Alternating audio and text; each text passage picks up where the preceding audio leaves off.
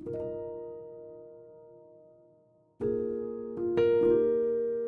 Everyone, second Sunday की zoom meeting में आप सभी का स्वागत है। आज की हमारी जूम मीटिंग का किसी को बोलना टॉपिक होगा है कि let's make it easy to understand insulin correction factor. आइए इंसुलिन सुधार कारक को समझना आसान बनाएं। आज के हमारे T1D हीरो हैं मिस रूबी राणा, जो एम्स में नर्स हैं। आज के हमारे स्पीकर हैं डॉक्टर अंजू वीरमानी। आज के हमारे पैनलिस्ट्स में हैं miss Shruti Arora, doctor Shuchi Chugh and miss Chhavi. आज के हमारे ऑर्गेनाइजर्स हैं doctor Anil Kumar Vedwal, mister Jitesh Wadhwa and miss Ishika. आज के हमारे वोट ऑफ थैंक्स में हमारा साथ देंगी मिस हिमानी। और आज के हमारे मॉडरेटर्स में हैं miss Amrita Rupani and doctor Anil Kumar Vedwal. तो आइए चलते हैं अनिल सर की ओर, आगे की मीटिंग को कंटिन्यू करें। Thank you Amrita and hello everyone. आज की मीटिंग जो भी ज्वाइन कर रहे हैं, समझ लीजिए एक नए फ्रीडम का चैप्टर अपनी लाइफ में खोल रहे हैं। और हम चाहेंगे कि इस मीटिंग के बाद यूट्यूब के माध्यम से हर कोई इसको आगे शेयर करे, ताकि जहां भी आज भी एक फिक्स डोज का कंसेप्ट या मिक्स डोज कंसेप्ट चल रहा है, तो वो उस चीज को ज्यादा अच्छे तरीके से सीखे और आगे बढ़े। तो thank you doctor Anju Varmani ma'am आज की इस टॉपिक को लेने के लिए, और सभी को बहुत बहुत मुबारक बच्चों। आज हमें पूरे 2 साल हो गए हैं इस मीटिंग को कंटिन्यू चलाते हुए, और आगे भी हमारे सभी जो डॉक्टर्स हैं और जो हमारे एजुकेटर्स हैं उनके साथ मिलकर के इस मीटिंग को हम चलाए रखेंगे। तो जैसा कि अमृता ने बताया, आज रूबी राणा हमारी हीरो है। तो रूबी राणा ने आई थिंक 2015 में या 12 के आसपास हमें ज्वाइन किया था, जो एक बच्चे के रूप में 2012 में आए थे योगदान फाउंडेशन। इन काफी उतार चढ़ाव इन्होंने महसूस किए अपनी लाइफ में, और किस तरीके से आज एक अच्छे मुकाम पर है, हम जरूर रूबी राणा को सुनेंगे। रूबी राणा, आप अवेलेबल हैं? Yes sir, good afternoon sir, thank you. Good afternoon बच्चे, अपनी वीडियो ऑन कर लें आप। Yes sir. यस। और शुक्रिया अदा करना चाहूंगा हमारे योगदान फाउंडेशन के president Ramesh Chhabra ji and vice president Vinay Chhabra ji, जिनके सानिध्य में कंटिन्यू YDF आगे दिन पे दिन प्रगति करता जा रहा है। और जहाँ पे हमने 2 बच्चों से 2009 में स्टार्ट किया था, आज हमारे पास जो बच्चे रजिस्टर हो चुके हैं वो नॉर्मल 625 के आसपास बच्चे आ चुके हैं 2024 में। लगभग 15 साल हमें हो गए हैं। इसका भी हम आगे जाके कुछ अच्छा सेलिब्रेशन। ठीक है, तो हम चलते हैं आज के हीरो के पास, जानेंगे उनकी जर्नी, किस तरीके से उन्होंने अपनी लाइफ में जब डायग्नोज हुआ टाइप 1, तो किस तरीके से उस सिचुएशन को संभाला, आगे बढ़े और आज एक अच्छे मुकाम पर है। Thank you ma'am. And Ruby, you are most welcome as a type 1 hero of the month. Ruby Rana, आप अपने आप को अनम्यूट कर सकते हैं। Yes sir, thank you sir, and first of all good afternoon all of present here. Myself Ruby Rana, मुझे 11 years हो गए हैं टाइप 1 डायबिटीज के साथ। मुझे डायग्नोज हुई थी टाइप 1 डायबिटीज मई 2012 में। अब मई 2012 में हुआ क्या था कि मुझे फ्रीक्वेंट यूरिनेशन होता था, मेरा वेट लॉस 10 kg तक लॉस हो चुका था, और हेडेक काफी ज्यादा होता था, जिसके लिए मुझे थोड़े से सप्लीमेंट्स और टॉनिक्स वगैरह 1-2 मंथ्स तक प्रिस्क्राइब किए गए, बट कुछ इंप्रूवमेंट नहीं हुई और फ्रीक्वेंट यूरिनेशन की कंप्लेंट्स बढ़ती गई। तो ब्लड शुगर मॉनिटर करवाया, तो उस टाइम पे मेरा ब्लड ग्लूकोज लेवल 567 आया था। तो जब रिपोर्ट आई तो घर में पापा और मम्मी को तो यकीन नहीं हुआ कि इसको ऐसे शुगर हो सकता है। उस टाइम इतनी नॉलेज भी नहीं थी। तो पापा ने बोला एक बार दोबारा कंफर्मेशन के लिए टेस्ट करवाते हैं। तो दोबारा चेक करवाया, तब भी अराउंड 560 अराउंड मेरा शुगर आया था। उसके बाद भी हमें इतना नॉलेज नहीं था, मुझे भी बिल्कुल आइडिया नहीं था कि क्या होता है। पापा को भी ऐसे था कि कोई बात नहीं, 1-2 महीना मेडिसिन चलेगी फिर ठीक हो जाएगा। बट जब डॉक्टर के पास गए, कंसल्टेशन लिया, तो पता चला कि हमें इस डिजीज के साथ लाइफ लॉन्ग रहना है।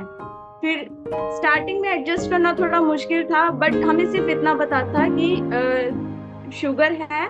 लोकल हॉस्पिटल्स में हम अपना ट्रीटमेंट ले रहे थे कि इंसुलिन लेना है और शुगर उस टाइम मैं हफ्ते में एक बार मॉनिटर करती थी। तो इंसुलिन लेना स्टार्ट किया, बट उतना अच्छे से मैनेज नहीं हो पा रहा था, ना डाइट मैनेज हो पा रही थी, ना ही एक्सरसाइज वगैरह। उस टाइम मैंने 10th में एडमिशन लिया था जस्ट, तो बहुत डिस्टर्बिंग हो गया था सब कुछ, फैमिली के लिए भी और मेरे लिए भी। 3-4 महीने ऐसे ही चलता रहा। HbA1c भी मेरा 13 के अप्रोक्स था उस वक्त। उसके बाद पापा की शॉप पर एक बच्चा था जो शुगर फ्री प्रोडक्ट्स लेता था। तो एक दिन पापा ने उनसे बात करी कि बेटा, आप बुरा ना मानो तो आप ये किन के लिए लेते हो? तो उन्होंने बताया कि अंकल जी, मैं ये अपने लिए ही लेता हूँ, मैं टाइप 1 डायबिटीज हूँ। तो उनके थ्रू हमें YDF के बारे में पता चला। फिर हमने दिसंबर में YDF को ज्वाइन किया 2012 में। वहां जाके गए तो वो एक ब्रेक थ्रू पॉइंट, मतलब वहाँ एक टर्निंग पॉइंट हमें मिला। वहां जाके हमें रियलाइज हुआ कि इतने सारे बच्चे हैं, मैं अकेली नहीं हूँ। पेरेंट्स को थोड़ा मेरे रियलाइज हुआ कि बच्चा अकेला नहीं है, सब बच्चे नॉर्मल हैं, बहुत सारे बच्चे अपनी लाइफ में आगे सक्सीड कर रहे हैं। और सिर्फ इंसुलिन और शुगर मॉनिटरिंग के अलावा और भी चीजें हैं, लाइक कैसे अपनी हेल्थ को मैनेज कर रहे हैं, डाइट को मैनेज कर रहे हैं, डेली रूटीन वर्क जो एक नॉर्मल इंडिविजुअल भी करता है वो सब कर रहे हैं।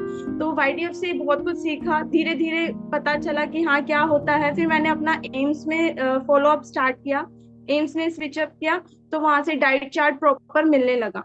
उसके बाद मैंने 10th के एग्जाम दिए। फिर 10th में मैंने डिसाइड करा कि मुझे मेडिकल स्ट्रीम लेना है। 11th में मैंने मेडिकल स्ट्रीम लिया। 12th मैंने 82% मार्क्स के साथ अपना कंप्लीट किया 2015 में। उसके बाद मेरा था कि मुझे नीट के लिए प्रिपरेशन करनी है। नीट के लिए मैंने अपने आप प्रिपरेशन स्टार्ट करी। 1 साल मैंने अच्छे से अपना डेडिकेशन दिया, लेकिन उस बीच में भी इंसुलिन और शुगर मॉनिटरिंग मेरा रेगुलर रहा। जैसे नॉर्मल इंडिविजुअल करते हैं मैनेज, वैसे ही मैंने अपना करा, 100% दिया। बट उस टाइम मैं सक्सीड नहीं हुई, नीट मेरा क्रैक नहीं हुआ। कोई नहीं, पेरेंट्स ने और अनिल सर ने हमेशा मुझे सपोर्ट करा कि मैंने सोचा एक चांस और लेके दिया जाए, मैं अपना सेकंड अटेम्प्ट देती हूँ। तो जब सेकंड अटेम्प्ट दिया, उसके बाद थोड़ा डाउन फेज आया, मतलब मुझे डिप्रेसिव मोमेंट वो कह सकते हैं। मैं उतना अच्छे से नहीं कर पा रही थी, डिप्रेशन में जा रही थी, और मेरा स्कोर जो पहले था उससे भी डाउन होता चला गया। फिर थोड़ा ऐसा डिसबैलेंस चल रहा था। पर उस बीच में भी पेरेंट्स ने और मैंने इंसुलिन लेना नहीं छोड़ा, अपना रेगुलर शुगर मॉनिटरिंग करा।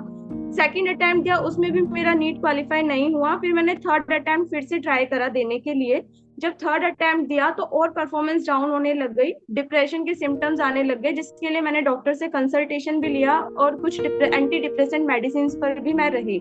लेकिन एक चीज इन सारे फेज में कॉमन थी कि मेरा रेगुलर इंसुलिन और रेगुलर शुगर मॉनिटरिंग, जिसमें मेरे पेरेंट्स भी ध्यान रखते थे, मैं भी ध्यान रखती थी। और अनिल सर हमेशा एक बात कहते थे कि बेटा होप नहीं खोनी है, लाइक अगर एक रास्ता बंद होता है तो दूसरा रास्ता जरूर खुलता है, God has always another plans for you.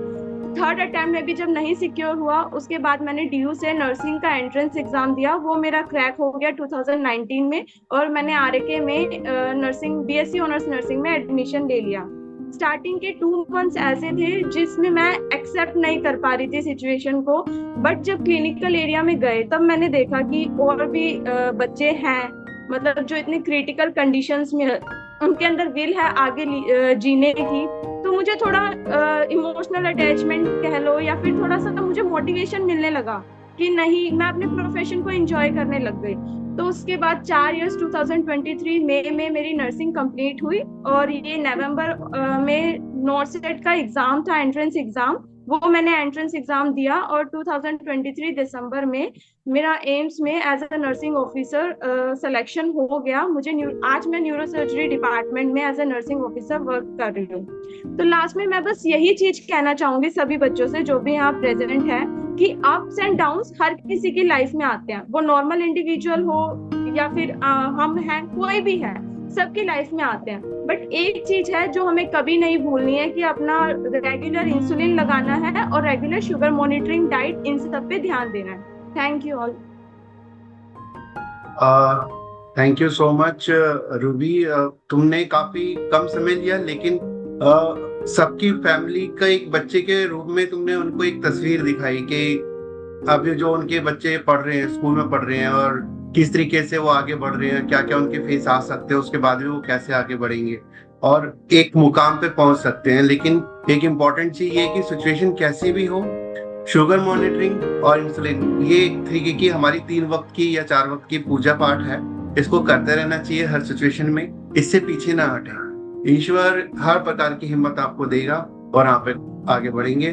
Thank you so much Ruby, ऐसे आप आगे बढ़ते रहें, बहुत बहुत तरक्की करें और तुम्हारी जैसी राह पे ही हमारे सभी बच्चे चलें जो भी भविष्य में एक अच्छा प्रोफेशन चाहते हैं।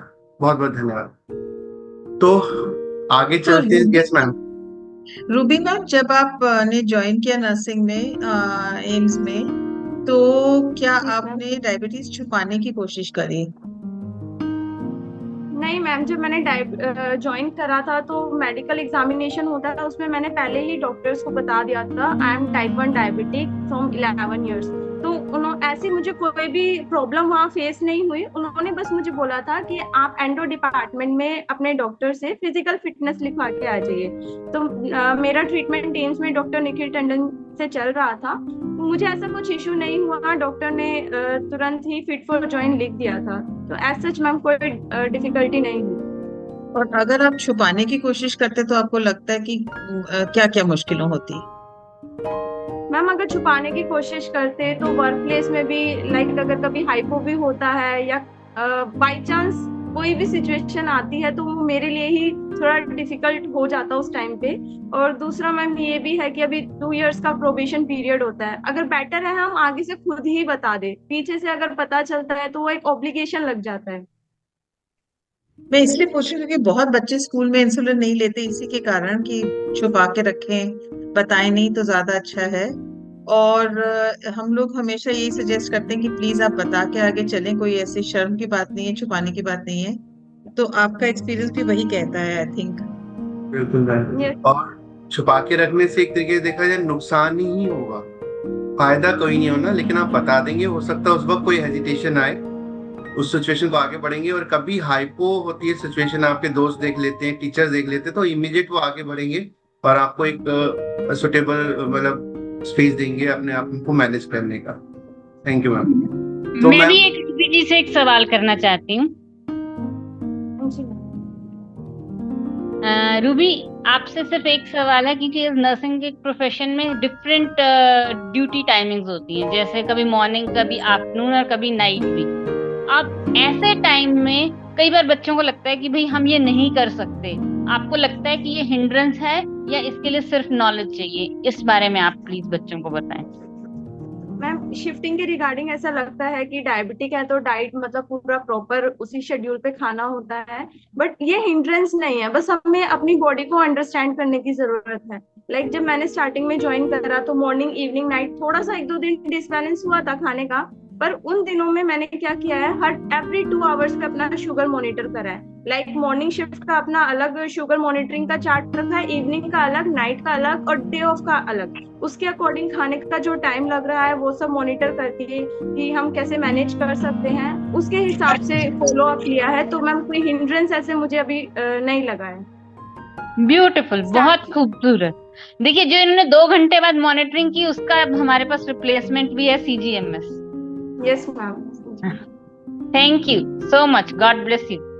तो मैम आपने ये कहा कि आपको डिप्रेशन हुई, फिर आपने डिप्रेशन की ट्रीटमेंट ली, तो आपको लगता है कि अगर उस समय डिप्रेशन की ट्रीटमेंट ना ली होती तो क्या होता? मैम वो डिप्रेशन का ट्रीटमेंट भी मेरे ख्याल से थोड़ा जरूरी था, क्योंकि अगर मैं वो नहीं ओपन अप करती, पेरेंट्स से नहीं डिस्कस करती, नहीं कंसल्टेशन लेती, तो वो मेरे अंदर ही चीजें रह जाती और वो मुझे और बर्डन फील होने लगता। तो मैंने कंसल्टेशन लिया, मेरी प्रॉपर काउंसलिंग हुई उस टाइम पे, फैमिली से मोटिवेशन लिया, अनिल सर को भी मैंने इस बारे में बताया था, उनसे मुझे मोटिवेशन मिलता रहा। तो एक तरीके से ये मेरे लिए हेल्पफुल ही रहा और धीरे धीरे करके अब मेरी मेडिसिन वगैरह सब डिसकंटिन्यू हो गई है। बस ये भी बहुत कॉमन एक्सपीरियंस है कि बहुत लोग उसको भी छुपाने की कोशिश करते हैं। डिप्रेशन है तो कितनी शर्म की बात है, हमने किसी को बता दिया हमें डिप्रेशन है तो वो क्या सोचेंगे। इसको कौन सोचने का टाइम होता है, लोगों को तो अपने भले की चाहिए। और अगर आप अपने डिप्रेशन का सोच के उसका इलाज करा के आप ठीक हो गए, वो ज्यादा फायदेमंद था ना कि आप उसको छुपा के रखते। तो आई थिंक 2 बहुत बड़ी सीख हमने ली कि पहली नहीं 3-4 सीख मुझे तो मिली आज, कि एक तो गिव अप नहीं करना, 2 साल लगे 3 साल लगे फर्क नहीं पड़ता है, आप अपनी लाइन पे आ जाते हो तो फिर उस लाइन पे आप लगे रहते हो। पर आई थिंक 2-3 साल जो आपने इतनी पढ़ाई की, तो कहीं ना कहीं वो सारे ज्ञान तो आपके सिर में आ गया ना, तो आपका प्रिपेयर्डनेस बाकियों के मुकाबले में बहुत अच्छा होगा। तो बीएससी में भी आपको काफी उसमें मदद मिली होगी। दूसरा कि यस मैम। डिप्रेशन होने से कुछ नहीं होता, ट्रीटमेंट करा लो। तीसरा कि डायबिटीज छुपाना नहीं है। और चौथा कि शिफ्ट्स क्या है, कुछ नहीं होता, सब शिफ्ट हो जाता है, पर एडजस्टमेंट की नॉलेज होनी चाहिए, तो वो हो जाता है। मैम यहाँ पे छोटा सा मैं योग को थोड़ा करूँगा एंटर, क्योंकि योगा में मेरे को सबसे अच्छी चीज लगती है कि डिसिप्लिन, और इन बच्चों की लाइफ में डिसिप्लिन जरूरी है, तो योगा कहीं ना कहीं कनेक्टेड है। और रूबी ने ये जो आज बताया, अपने बारे में बताया, जिस सिचुएशन से निकली है, परिस्थितियों से, मैं बच्चों सभी से यही कहना चाहूंगा कि दुनिया में जो सबसे अच्छा गिफ्ट है ना आपको, वो आपका शरीर ही है। उसमें कोई भी समस्या आती है, अपनों से, अपने डॉक्टर से, फैमिली से खुल के बात करो। इसको किसी प्रकार से परेशान ना होने दो, बीमार मत होने दो। कुछ समस्याएं नहीं होती, सबका सॉल्यूशन है और आसानी से मिल जाएगा, जैसा कि रूबी ने बताया। Yes ma'am. आसानी से नहीं मिलेगा तो मुश्किल से मिल जाएगा, पर मिल जाएगा। बिल्कुल बिल्कुल मैम। तो आगे बढ़ते हैं। हाँ जी, कि आज का टॉपिक आपने मुझे बहुत चैलेंजिंग दिया, क्योंकि रोज तो उसमें हम बात करते हैं, पर जब मैं 30-40 लोगों के सामने बात करती हूँ, नहीं 52 लोगों के सामने बात करती हूँ, तो मुझे लगता है कि आई होप मैं क्लियरली अपने आप को समझा पाऊंगी। तो सबसे पहले तो हमें ये समझना है कि हम ये इंसुलिन करेक्शन फैक्टर, आईसीएफ, ये बड़े बड़े शब्द क्यों यूज करते हैं। और उसके लिए श्रुति ने मेरा काम बहुत आसान कर दिया, बिकॉज उन्होंने समझा दिया कि एडजस्टमेंट तभी हो पाती है जब हमें पता हो। तो आईसीएफ से भी पहले, इंसुलिन करेक्ट करने से पहले हम ये समझें कि जो हथियार हम यूज कर रहे हैं उनको कैसे यूज करें। आखिर जब हम इंस्ट्रूमेंट को यूज ठीक से नहीं कर पाएंगे, छुरी के उल्टे तरीके से पकड़ लेंगे तो अपने हाथ को काटेंगे। और वही इंसुलिन अगर हम ठीक से यूज कर पाए तो उससे हमें आसानी हो जाती है, हम उसको अच्छे से यूज कर पाते हैं। तो सबसे पहले तो ये कि हमें शुगर कंट्रोल करने की जरूरत ही क्या है। हमारे पास बहुत लोग आते हैं, एक यहाँ पे लेडी है जिनका मैं अननेसेसरली नाम नहीं लूंगी, जो परसों मेरे पास आई थी। तो वो 40 से 400 रोज जा रही है शुगर, कभी डिप्रेस हो रही है, कभी थक रही है, कभी कुछ। क्यों शुगर कंट्रोल करना जरूरी है? हमें सबको बताया जाता है अंधापन हो जाएगा, किडनी खराब। अरे भाई, अंधापन और किडनी खराब होगी तो 20 साल बाद, पर अभी अगर मेरी शुगर ऊपर नीचे जाती है तो 20 मिनट में मेरा बुरा हाल हो सकता है। अगर मेरी शुगर बहुत हाई जाती है तो मैं इतनी थकी हारी, डिप्रेस्ड, दुखी सी आत्मा रहती हूँ। तो मेरी शुगर को कंट्रोल करने के लिए मुझे इसलिए जरूरत है क्योंकि उससे मेरे अक्यूट कॉम्प्लिकेशंस, अगेन बड़ा वर्ड, पर हाइपर तो हम सब समझते हैं कि हमारे अक्यूट कॉम्प्लिकेशंस कम हो जाते हैं, हम अच्छा फील करते हैं, नॉर्मल फील करते हैं, बाकी बच्चों की तरह, बाकी इंसानों की तरह अच्छे से जिंदगी जी पाते हैं। और क्रॉनिक कॉम्प्लिकेशंस तो टली जाती है। जब सब कुछ ठीक चलेगा तो फिर नेचुरली क्रॉनिक कॉम्प्लिकेशंस नहीं होंगी। अब उसके लिए आपको ये जानना जरूरी है कि आपको इंसुलिन लगानी कितनी है और वो इंसुलिन कैसे काम करती है। जिसके लिए हमें ये जानना जरूरी है कि इंसुलिन काम ही कैसे करती है। तो हमारे यहाँ बहुत सारे बच्चे ऐसे हैं। अच्छा, जब मैंने करियर शुरू किया था 1988 में, तो जिंदगी बड़ी साफ थी। एक साफ इंसुलिन थी, एक धुंधली इंसुलिन थी। बस आपके, हमने तो इंसुलिन का नाम भी नहीं याद रहता था। साफ इंसुलिन कितनी लगाई, धुंधली कितनी लगाई, कहानी खत्म। शुगर कहीं जा रही है। एक स्ट्रिप 50 रुपए की होती थी, कोई अफोर्ड नहीं कर पाता था। तो मतलब हम लुढ़कते पुढ़कते बेनेडिक्ट्स यूज करते हुए जैसे कैसे काम चलाते थे। कई बच्चे जो अब बच्चे नहीं है, जिनको 25-30 साल से डायबिटीज है, डॉक्टर शुचि आपको बताएंगी कैसे फील होता है। वो कैसे उस दौर से निकले उनको खुद भी शायद नहीं पता होगा, इतना मुश्किल दौर था। और वो कहते हैं कि अब कितना आसान है, आप सब कुछ कंट्रोल कर सकते हैं। तो डायबिटीज की जो हमारे 2 इंस्ट्रूमेंट्स हैं, वो है शॉर्ट एक्टिंग इंसुलिन और लॉन्ग एक्टिंग इंसुलिन। वो इसलिए, बेटा खुशबू अगर आपको कोई कमेंट है तो चैट बॉक्स में डाल दो। शॉर्ट एक्टिंग इंसुलिन हमें चाहिए क्योंकि जब हमारा खाना पचता है तो उसको फटाफट डील करना है।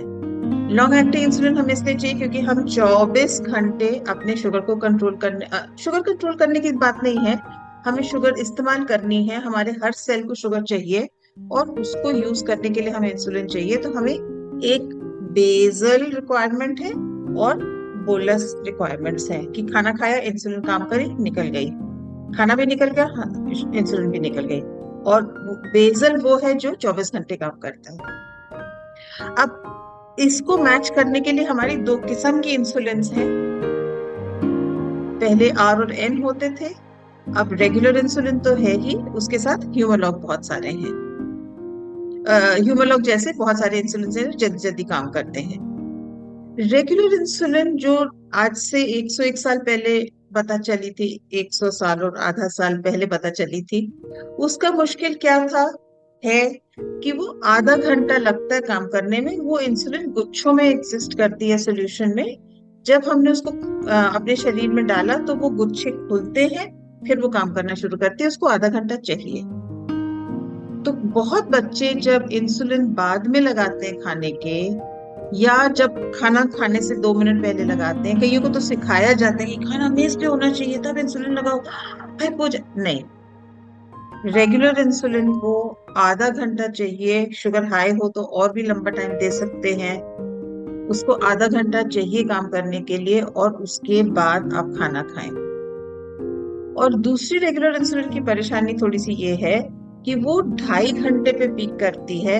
जब खाना पच के निकल रहा है, शुगर कम जा रही है, तो वो पूरा जोर पकड़ रही है, तो 2.5 घंटे पे हमें थोड़ा मोड़ा कुछ ना कुछ खा लेना चाहिए, और वो 4-5 घंटे रहती है। अब आते हैं हम नई इंसुलिन पे कि जब साइंटिस्ट ने कहा नहीं तो परेशानी है, इसका तो छल निकालना पड़ेगा, तो उन्होंने इंसुलिन को ऐसे बनाया अलग अलग तरीकों से कि वो गुच्छे ना बने। तो आप जैसे इंसुलिन लगाते हो वो बिखर जाती है, फटाफट काम करना शुरू कर देती है। तो आपको फिर भी 5-10 मिनट पहले लगानी पड़ती है। वो 2 घंटे में कट लेती है। खाना 2 घंटे में निकल जाता है, इंसुलिन 2 घंटे में निकल जाती है। तो आपको बीच का फिक्र नहीं करना पड़ता कि हाइपो होगा, पर फिर बीच में अगर कुछ खाया तो फिर वो आपको थोड़ा भारी पड़ता है। अगर ज्यादा खाए तो आपको फिर से लगानी पड़ती है। और बेसल तो धीरे धीरे काम करती है। तो जब आज से 15 साल पहले जब एनपीएच के बजाय हमने ग्लार्जिन यूज करनी शुरू की, तो बहुत ज्यादा आसानी हो गई, बिकॉज एनपीएच को रोल करना पड़ता है, ध्यान रखना पड़ता है, वो पूरी नहीं खुलती है, ठीक से काम नहीं करती है, तो शुगर ऊपर नीचे जा रही है। अब ग्लार्जिन के साथ, और जो जन औषधि में एक बड़ी उपलब्धि की 2 साल पहले 1.5 साल पहले उसको एसेंशियल मेडिसिन लिस्ट में लाया गया, तो अब जन औषधि में मिल जाती है, तो बहुत महंगी भी नहीं पड़ती है। तो बेसल इंसुलिन आपकी प्रेम से धीरे धीरे काम करती रहती है। आप दिन में 1 बार लगाएं, कुछ बच्चे शायद 2 बार लगा रहे होंगे, और वो आपको फिर तंग नहीं करती कि कभी ज्यादा काम कर रही है, कभी कम काम कर रही है, कभी रात को हाइपो कर रही है, कभी कुछ कर रही है। एनपीएच के साथ बहुत बड़ी प्रॉब्लम ये है कि जब आप रात को लगाते हैं, वो पूरा जोश पकड़ रही है 2:30 बजे वैसे ही हमारी शुगर लो जा रही है, तो अब रात को हमारी शुगर लो गई, उस समय हर किसी को पता नहीं है, हम सो रहे हैं, सुबह उठे सिर दर्द है, भारी है सिर, थकान है, रात को हाइपो गया था, सुबह हाई चली गई। अगर शुगर रात को लो जाती है तो सुबह हाई ऑफन पाई जाती है, तो हम डोज बढ़ा देते हैं और गड़बड़। तो बेसल इंसुलिन के लिए हमने लॉन्ग एक्टिंग ग्लार्जिन अगर यूज की, या ग्लार्जिन की कोई भाई बंधु को यूज किया जो थोड़े महंगे पड़ते हैं, तो वो ज्यादा अच्छा रहता है, ना कि हम एनपीएच के। और जो बोलस इंसुलिन है वो हम खाने से पहले लगाते हैं। अब कितना लगाएं? 2 किलो आलू और 5 किलो आलू के लिए मैं बराबर पैसे तो दूंगी नहीं, 2 किलो के लिए कम दूंगी, 5 किलो के लिए ज्यादा दूंगी। 200 की शुगर और 500 की शुगर के लिए मैं बराबर इंसुलिन लगाऊंगी नहीं। तो बहुत बच्चों को ये सिखाया जाता है, जब डॉक्टर्स को इतना अच्छे से नहीं पता खुद को, कि आप फिक्स डोज लगाइए। परसों का भी जो मैंने प्रिस्क्रिप्शन देखा, जिनके बारे में मैं बात कर रही हूँ, कि आप निक्स्टार्ट से इतना लगा लीजिए और शाम को इतना लगा लीजिए। अब जिंदगी ऐसे तो चलती नहीं है, जिंदगी तो ऐसे ऐसे चलती है, और इंसुलिन की जरूरत भी ऐसे ऐसे चलेगी, और आप उसको मैच नहीं कर रहे हैं तो फिर गड़बड़ तो होगी। आपको 2 किलो आलू खरीदने थे, आपने 5 खरीदे। जब आपको 5 किलो की जरूरत थी तो आपने 2 किलो खरीद लिए, तो आप दुखी ही रहेंगे सारा वक्त। तो हमारी कोशिश हमेशा ये होती है कि हम शुगर को इंसुलिन को मैच करें। बाकियों को क्लियर आ रही है गीतांशी को Yes, ma'am. क्लियर नहीं आ रही? यस अच्छा गीतांशी, फिर आप अपना चेक करें, कुछ प्रॉब्लम होगी तो। अगर मेरी इंसुलिन मेरे खाने को मैच करे, जब मेरे घर में 5 लोग हैं तो मैंने 2 किलो आलू लिए, पर जब मेरे गेस्ट आ रहे हैं तो मैंने 5 किलो आलू लिए, तो मेरी जिंदगी स्मूथली चलेगी। ना कि मुझे गेस्ट के सामने बोलना पड़े कि सॉरी सॉरी वो तो खत्म हो गया, और ना मुझे सारा दिन फ्रिज में संभालना पड़े कि मैंने 5 किलो आलू तो बना दिया, वो खत्म नहीं हो रहा, मैं ब्रेकफास्ट में भी खा रही हूँ, लंच में भी खा रही हूँ, डिनर में भी खा रही हूँ। तो जो मिसमैच होता है वो नहीं होगा अगर आप इंसुलिन को करेक्ट डोजेस में लीजिए। तो ये तो हमारा बेसिक हो गया कि हम बार बार शुगर क्यों चेक करें, नाश्ते से पहले, नाश्ते के बाद, लंच से पहले, लंच के बाद, डिनर से पहले, सोने से पहले, और हफ्ते में एक बार कम से कम रात के 2 बजे। तो आप कहेंगे बहुत महंगा पड़ता है, सारा दिन शुगर ही चेक करते रहें, जिंदगी में और कोई काम नहीं है। पर जैसे सर ने कहा, अगर योगा के साथ आप रेगुलर हैं, सिमिलरली अगर डायबिटीज के साथ आप रेगुलर हैं, डिसिप्लिन हैं, तो आप देखेंगे कि लाइफ बड़ी स्मूथली चलती है। इनफैक्ट मैं तो कहूंगी कि जिनको डायबिटीज नहीं है उनसे ज्यादा स्मूथ चलती है, बिकॉज हम डिसिप्लिन है, हमें पता है हम क्या कर रहे हैं और क्यों कर रहे हैं। जो रोज चॉकलेट खा रहे हैं, जब उनके दांत में कीड़े लग जाते हैं उनको पता चलता है ज्यादा चॉकलेट खा ली, यूं करके बैठे 2 दांत निकालने पड़ेंगे, फिलिंग करनी पड़ेगी रूट कैनाल। जिसको और नुकसान हुआ उसने सीधा 50 साल पे हार्ट अटैक या 40 साल पे हार्ट अटैक करके बाईपास कराया। उससे अच्छा तो हम भले हैं कि हमें कम से कम पता तो चल जाता कि हमारी शुगर हाई हो गई। तो आपने शुगर अपनी रेगुलरली चेक करी और उसके बेसिस पे आपने इंसुलिन लगाई। तो एक तो आपने जब बोलस इंसुलिन लगाया तो आप 3 पहलुओं को देखते हो। एक तो कि आप कितना खाना खा रहे हो, 2 रोटी के पीछे 5 रोटी के पीछे मैं बराबर इंसुलिन नहीं लगाऊंगी। दूसरा, वो हम कार्ब काउंटिंग से करते हैं, उसके लिए हमारे एक्सचेंज लिस्ट हैं। इनफैक्ट श्रुति, अगर आप एक्सचेंज लिस्ट इस बार इसके बाद शेयर कर ले तो बहुत अच्छा रहेगा। We can put it in all the groups again, एक सबकी रिवीजन हो जाएगी। ओके। तो एक्सचेंज लिस्ट है कि 1 चपाती के इतने कार्ब्स, तो नेचुरली 5 चपाती के उससे 5 गुना कार्ब्स। 1 कटोरी चावल के इतने कार्ब्स, तो 2 कटोरी चावल के उससे डबल कार्ब्स। तो एक हमारी डिसाइड करने की जो रीजन है वो है कि हमने कितना खाना खाना है, ज्यादा भूख लगी है, या मम्मी के फेवरेट पराठे बने हैं, या कोई और कारण है तो हम ज्यादा खाने वाले। दूसरा कि मेरी शुगर इस समय कितनी है, और उसके हिसाब से मैं उसको करेक्ट करूंगी। तो ICF तो केवल हम उसको कहते हैं, इंसुलिन करेक्शन फैक्टर को, कि हमने कितनी शुगर को करेक्ट करने के लिए लगाया। और उस पहलू पे मैं 1 मिनट में आऊंगी, इस इतनी लंबी इंट्रोडक्शन को बांध के। और तीसरा हमारा है कि हमारा पैटर्न क्या बन रहा है। अब उससे मेरा मतलब क्या है कि अगर मेरी बार बार लंच से पहले शुगर हाई आ रही है तो स्कूल के दिनों में इसका मतलब मेरी स्कूल की डोज कम पड़ रही है। तो पहली वाली इंसुलिन को मैं करेक्ट करूंगी ताकि मेरी शुगर हाई जाए ही नहीं। अगर मेरी बार बार डिनर से पहले लो जा रही है शुगर, तो मैं शाम को स्नैक पूरा तो नहीं ले रही, या मैंने लंच की डोज ज्यादा तो नहीं कर दी। अगर मेरी बेड टाइम की शुगर रोज लो जा रही है तो क्या मैं डिनर की डोज को घटाऊं? अगर मेरी डिनर की डोज रोज बेड टाइम की हाई जा रही है तो क्या मैं डिनर की डोज को बढ़ाऊं? तो ये 3 चीजों के साथ हम डिसाइड करते हैं कि मेरी डोज कितनी होनी चाहिए। जो तीसरा पहलू है कि अगली शुगर को ठीक करने के लिए, वो तो आप एक बेस डोज को सेट कर दोगे ना, कि मेरी 4 होनी चाहिए या मेरी 5 होनी चाहिए, 5 के साथ मेरी। अब अगर आपका खाना रिलेटिवली सेट है तो पहला पहलू भी टेक इनटू अकाउंट हो जाता है कि मैंने 2 रोटी खानी है, उसके साथ बड़ा कटोरा दाल का खाना है, बड़ा कटोरा सब्जी का खाना है, और मेरा खाना ऑलमोस्ट सेट है। आमतौर पे यही होता है कि हम लोग तकरीबन वही खाना खाते हैं। तो मेरी बेस डोज 4 है। अब आते हैं हम इंसुलिन करेक्शन फैक्टर पे, कि पहले मैं अपना टोटल डेली डोज कैलकुलेट करूं। टोटल डेली डोज यानी आपको फॉर्मूला में TDD लिख के देंगे, तो टोटल डेली डोज में मैं सुबह ग्लार्जिन के 12 यूनिट लगाती हूँ, और मैं ब्रेकफास्ट लंच डिनर में 4-4-4 लगाती हूँ। तो मेरे और तकरीबन 4-4-4 में मेरा ठीक चल रहा है, क्योंकि छुट्टियां हैं आजकल, स्कूल में लगता नहीं है। तो 12 + 12 हो गए मेरे 24। तो मेरा टोटल डेली डोज 24 है। अब अगर मैं आतिफ से पूछूं, आतिफ आप अपना कैमरा ऑन करेंगे? नहीं, वो नहीं सुन रहे। किससे पूछूं? आतिफ की शक्ल दिख गई मुझे। आतिफ, अगर मैं आपसे पूछूं कि मेरी सुबह की बेजलॉग लग रही है 20 यूनिट, और मैं सुबह लगाती हूँ 10 यूनिट रेगुलर की, दोपहर को लगाती हूँ, स्कूल में लगाती हूँ 5 यूनिट, तो 10 और 5 कितना हुआ? अनम्यूट करो।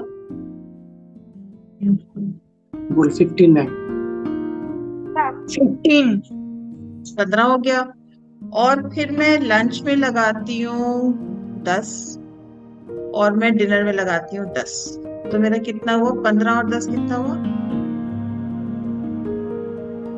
25 25 और 25 और 10 कितना हुआ? 35 35 हुआ। और नहीं, मैं बेजलॉग खाली 10 ही लगाती हूँ। चलो, तो अब 35 और 10 कितना हुआ? 45 मैम। 45। तो मेरी टोटल डेली डोज कितनी हुई? 45 अच्छा, अब मुझे प्रियांशी बताएगी। प्रियांशी, आप हो वहां पे? आप सबने अपने कैमरा ऑफ कर लिए? मुझे किसी की शक्ल नहीं दिख रही, मैं काले स्क्रीन के साथ बात कर रही हूँ। अच्छा, अश्मित बताएगी क्या?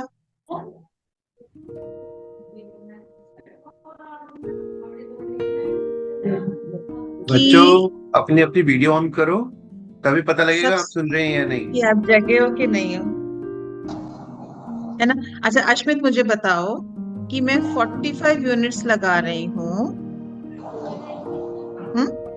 और मेरा करेक्शन फैक्टर है 1800 डिवाइड बाय 45। कैलकुलेटर है या कोई बताएगा मुझे? कोई भी बता दे। 1800 डिवाइड बाय 45 कितना हुआ? 40 हुआ। इसका मतलब कि जब मैं 1 यूनिट इंसुलिन लगाती हूँ तो वो 40 शुगर कम कर सकता है। मेरा करेक्शन फैक्टर 40 है कि मैंने जब 1 यूनिट इंसुलिन लगाई वो 40 से कम करेगा। अच्छा, अब नॉर्मल शुगर रफली कितनी होनी चाहिए? आदित्य, नॉर्मल शुगर कितनी होनी चाहिए अंदाजन? गोल फिगर, राउंड फिगर? 100 के करीब। तो अगर मेरी शुगर 100 है और मेरी लंच की डोज 10 है, और मैंने वही 2 रोटी वाला खाना खाना है, तो मैंने कितनी लगाई? 10 लगाई। ठीक है। अगर मेरी शुगर 180 है, कितनी? 180, तो वो 100 से कितनी ज्यादा है? 80 ज्यादा। 80 ज्यादा। और मेरा करेक्शन फैक्टर कितना था? 40। तो 80 में 40 कितनी बार आता है? 2 टाइम्स। तो मैंने 10 + 2 लगानी है, कि 10 मेरी बेस डोज है रेगुलर की, और 2 मेरी करेक्शन फैक्टर है। अब वो 2 यूनिट एक्स्ट्रा लगाने से मेरी शुगर को वो 100 पे ले आएगा, और बाकी खाने को डील करने के लिए मेरी 10 यूनिट लग रही है। तो मेरा करेक्शन फैक्टर 40 है, और मेरी डोज इस खाने के लिए 12 बनेगी। ठीक है। अब मैं पूजा से पूछती हूँ कि मैं तो रेगुलर यूज नहीं कर रही हूँ, मैं एनालॉग यूज कर रही हूँ, तो इसलिए मेरा 1800 divide by total daily dose का फॉर्मूला था। पूजा, आप कौन सी इंसुलिन यूज करते हो? लार्जिन और वो insulin R regular insulin R या रेगुलर? अब रेगुलर का फॉर्मूला थोड़ा अलग है, वो है 1500 divide by total daily dose. तो अब हम आयुष पे आते हैं। चलिए, जब तक आयुष अपना कैमरा ऑन करते हैं, पूजा पे वापस आ जाते हैं। पूजा, आपकी ग्लार्जिन की डोज कितनी है? मैम 22 मॉर्निंग में। 22। और आपकी टोटल डेली डोज कितनी बनती है? आर कुल मिला के कितनी बनती है? 21 7 डोज है मैम, 3 टाइम्स। तो 22 ले लेते हैं। तो 22 प्लस 22 कितना हुआ?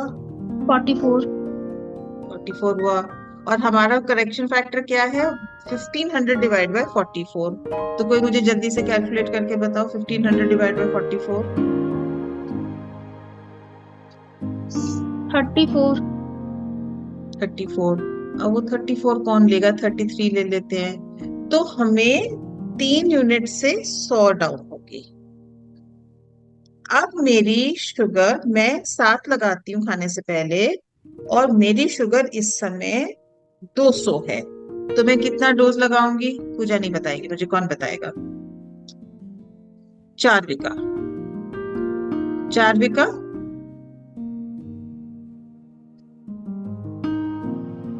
नहीं? अच्छा, कौन है जो? निधि? सबके कैमरा ऑफ है। आयुष? बेटा, रियलमी से क्या बनता है? आपका नाम क्या है? रियलमी तो नहीं होगा आपका नाम। रियलमी RMX3624 कौन है? नहीं, आप सुन नहीं रहे हो, आप ध्यान नहीं दे रहे हो।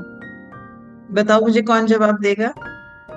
मोहम्मद अफान, बताओ मुझे कि अगर मेरी शुगर 200 है और मेरा करेक्शन फैक्टर 33 है, तो मैं कितनी डोज लगाऊंगी?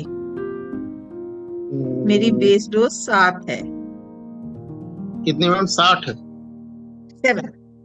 7 तो मेरी बेस डोज है। 60 होगी तो वो तो मैं वैसे ही मर जाऊंगी। 7 मेरी बेस डोज है, और मेरा करेक्शन फैक्टर 33 है, और मेरी शुगर 200 है। तो मैम 4 लगा सकते हैं, 4 या 5। कोई करेक्ट करना चाहेंगे? Ma'am 10 units. 10 यूनिट्स आपने कैसे बोला? 10 बताओ, 10 कैसे आपने फिगर 10 का कैसे पहुंचे आप? मैम क्योंकि हमारी शुगर थी 200, तो 100 तो हमारी मतलब शुगर बेस हमें डोज हो चाहिए। गई। हाँ, yes ma'am. Then ma'am 200 minus 100 हो गया 100, एंड हमारा करेक्शन फैक्टर था 33। सो 100 डिवाइड बाय 33 हो गई 2 यूनिट्स, एंड 7 यूनिट्स हमारी बेस यूनिट्स है। तो 7 प्लस 7 नहीं, 100 डिवाइड बाय 33 हो गया 3 पॉइंट समथिंग। तो 7 प्लस 3 हो गया 10। 3 हो गया ना? 3 पॉइंट कौन लगाएगा आपका डोज? 3 हो गई ना? नहीं तो 4 लगा सकते हैं ना मैम। तो आप 7 और 3 लगाओगे ना, 4 कैसे लगाओगे? ये भी हो सकता है मैम। 4 लगाओगे तो आपकी शुगर 200 की अगली बार 400 पे जाएगी ना। अच्छा। आपने तो अपनी बेस डोज को भी नजरअंदाज कर दिया, और करेक्शन फैक्टर तो बहुत दूर तक नहीं रहा। तो आपने 7 का तो बेस डोज लिया कि वो तो मेरे नॉर्मल खाने के लिए लगती है, और 3 मैंने ऊपर करेक्शन फैक्टर लिया। अच्छा, अब मंत्रा बताएं मुझे कि मेरी टोटल डेली डोज 50 है। नहीं, मुझे शक्ल नहीं दिखा रहे। निधि, आप बताओगे मुझे?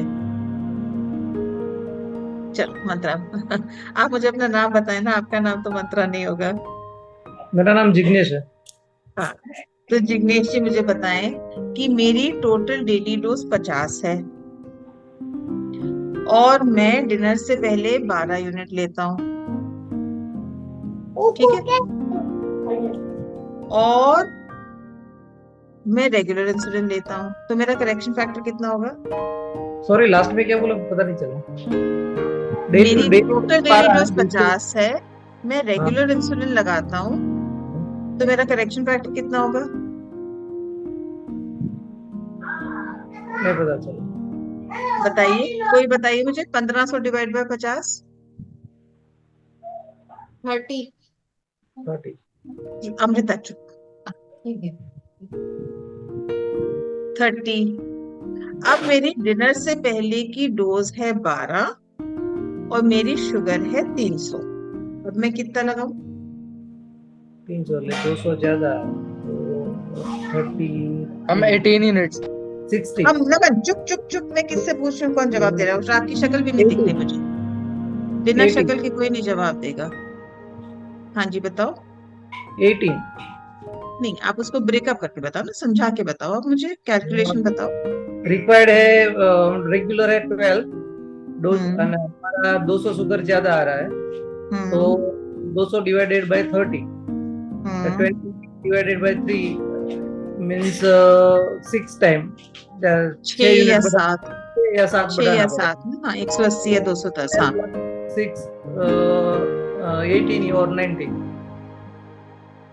तो हमने 12 + 6 18 हो गया, नहीं तो 12 और 7 19 हो गया। अच्छा, अब मुझे ध्रुव बताएंगे, पहले तो मुझे शक्ल दिखाएंगे ध्रुव। नहीं, ध्रुव की शक्ल नहीं है। नमन अपनी शक्ल तो दिखा दो, मुझे किसी की शक्ल नहीं दिख रही, मैं किससे बात करूं?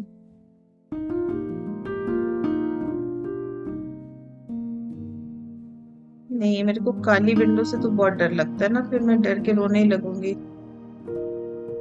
अच्छा, ओ डॉक्टर रामचंदानी वेलकम। लोकेश जी आप मुझे बताएं कि मेरी एनालॉग इंसुलिन है तो मेरा formula 1800 divide by total daily dose है, और मेरी ब्रेकफास्ट की बेस डोज, मेरी टोटल डेली डोज 60 है, तो मेरा करेक्शन फैक्टर कितना होगा? 30। और मेरी ब्रेकफास्ट की डोज 10 है, और मेरी शुगर इस समय, सुबह उठी और मेरी शुगर इस समय 450 है। अब मैं क्या करूं? 350 एक्स्ट्रा आ रही है, तो करेक्शन फैक्टर से डिवाइड करेंगे उसको, तो approximately 30 divide by 33, 10 11 something extra लगेगी। हाँ, तो मेरी डोज कितनी थी? 12 और 11 23। अब आप सब देखिए, इसमें मोस्टली किसी ने कैलकुलेटर नहीं निकाला, तो बहुत लोग कहते हैं इतनी सिर खपाई हम नहीं कर सकते, तो हम 4-5 लगा लेते हैं। अच्छा, थोड़ी शुगर हाई है तो 2-3 एक्स्ट्रा लगा लेंगे। नहीं नहीं नहीं, आप थोड़ा सा मेंटल मैथ्स प्रैक्टिस करिए, उससे मैथ्स भी इम्प्रूव हो जाएगा, क्लास में भी नंबर अच्छे आएंगे और शुगर के भी नंबर अच्छे आएंगे। कि हमने फटाफट कैलकुलेशन करा और उसके हिसाब से हमने करेक्शन डोज लगा दिया। अब मैं किसके पास जाऊं जिसका शक्ल दिख रही है? चलो पूजा जी की तो कम से कम शक्ल दिख रही है ना। पूजा आप मुझे बताओ कि मेरी करेक्शन डोज 30 है और मेरी ब्रेकफास्ट से पहले की शुगर 80 है। अब मैं क्या करूं? मेरी 10 यूनिट लगती है ब्रेकफास्ट से पहले।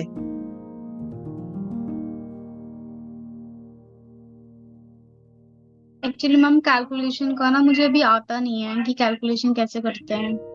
कोई और बताओ मुझे कि मेरी शुगर 80 है, 100 के आसपास होनी चाहिए और मेरे को 10 यूनिट लगती है, तो मैं क्या करूं?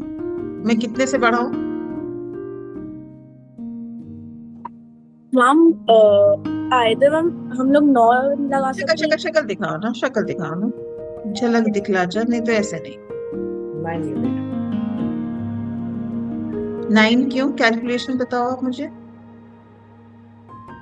क्योंकि हम डेली 10 लेते हैं, ऑलरेडी 20 कम है हमारी शुगर, तो उसको मैनेज एग्जैक्टली। तो बहुत बार लोग नेगेटिव करेक्शन नहीं करते, फिर हाइपो में चले जाते हैं। तो हमें पॉजिटिव करेक्शन भी करनी है और नेगेटिव करेक्शन भी करनी है। मैंने 2 किलो आलू तोले और उसके बाद मैंने कहा नहीं भैया मेरे को 1 किलो आलू चाहिए, तो मुझे पैसे वापस देगा या वो मुझे पैसे कम करके बोलेगा। तो अगर मेरी शुगर 100 के आसपास है, 90, 100, 110, 120 ऑलमोस्ट सेम रहती है। जी बोलो। कौन बोला मैम? आगे बढ़ो। पता नहीं। ध्रुव कुछ बोलना तो बोलो, अब तो चैट बॉक्स में डालने की जरूरत नहीं है। नहीं। मैम एक क्वेश्चन था मेरा हाँ बताइए। कि जैसे आपने ग्लार्जिन का बोले कि 1800 ऐसा कुछ होता है, तो अगर मैं ट्रेसिबा लेते हैं तो उसका क्या बेस पॉइंट होता है मैडम? वेरी गुड क्वेश्चन, क्योंकि ये मेरे को आपको समझाना चाहिए था। जब करेक्शन डोज की बात करते हैं तो हम केवल बोलस इंसुलिन की बात कर रहे हैं। तो आपका जो सवाल है उसका जवाब थोड़ा सा अलग है। ट्रेसिबा लॉन्ग एक्टिंग है कि शॉर्ट एक्टिंग है? Long acting ma'am. ट्रेसिबा दिन में एक बार लगती है, कई बार लगती है? एक बार लगती है मैडम, हम लोग सुबह मॉर्निंग में लगाते हैं। ठीक है। अब मुझे बताइए कि आपकी जो बोलस इंसुलिन है वो कब लगती है? मतलब वेनस में बोलस नहीं लगाते, हम उसके जगह पे वो नोवारेबिट लगाते हैं मैडम। तो खाने से पहले आप कौन सी इंसुलिन लगाते हैं? नोवारेबिट। तो आपकी बोलस इंसुलिन कौन सी हुई? नोवारेबिट। नोवोरैपिड कितने घंटे काम करती है? मैम मेरे ख्याल 2 से 3 घंटे। 4 घंटे में तो कट ही लेती है। तो 2 से 3 घंटे में मैक्सिमम काम करती है, 2 पे ढलना शुरू कर देती है, 3-4 में निकल जाती है। आप डिनर कितने बजे खाते हो? मतलब वो 1:30 1:20 ऐसे। डिनर डिनर डिनर डिनर कितने बजे खाते हो? डिनर से मैडम 8 बजे आपने खा लिया। 8 बजे से पहले आपने नोवोरैपिड लगा ली। नोवोरैपिड लगा के आप कितने बजे तक एक्सपेक्ट करते हैं कि नोवोरैपिड का काम चलेगा? 8 बजे लगा तो मतलब 12 बजे के आसपास तक चलेगा मैम। 11:30 12 तक वो तो गई, उसका शिफ्ट खत्म हो गया, वो गई। ठीक है ना सिस्टर रूबी मैम? गई। अब रात को 12 बजे से लेके सुबह तक आपकी कौन सी इंसुलिन काम कर रही है? लॉन्ग एक्टिंग ट्रेसिबा, ग्लार्जिन या ट्रेसिबा। ठीक है। तो जी मैम। अगर मेरी सुबह की शुगर हाई है तो संभावनाएं हैं। एक की रात को मेरी शुगर लो गई और फिर उसके बाद हाई गई, और एक की मेरी रात की शुगर हाई ही थी और हाई चलती गई। तो बेस्ट तो है कि मैं अगर टाइप 1 डायबिटीज को संभाल रही हूँ और मैं अफोर्ड कर सकती हूँ तो मैं CGMS यूज करूंगी, वो तो बेस्ट है। नहीं अफोर्ड कर सकती तो मैं कभी कभी CGMS लगा लूंगी। नहीं अफोर्ड कर सकती तो मैं ब्लड शुगर मॉनिटरिंग करूंगी। अगर मैं ब्लड शुगर मॉनिटरिंग करूंगी तो मैंने आपसे कहा कि रात के 2 बजे 2, 2:30, 3 बजे हमें हफ्ते में एक बार जरूर चेक कर लेनी चाहिए। सैटरडे रात बेस्ट रहता है क्योंकि फिर संडे को देर से भी उठ गए तो कोई बात नहीं।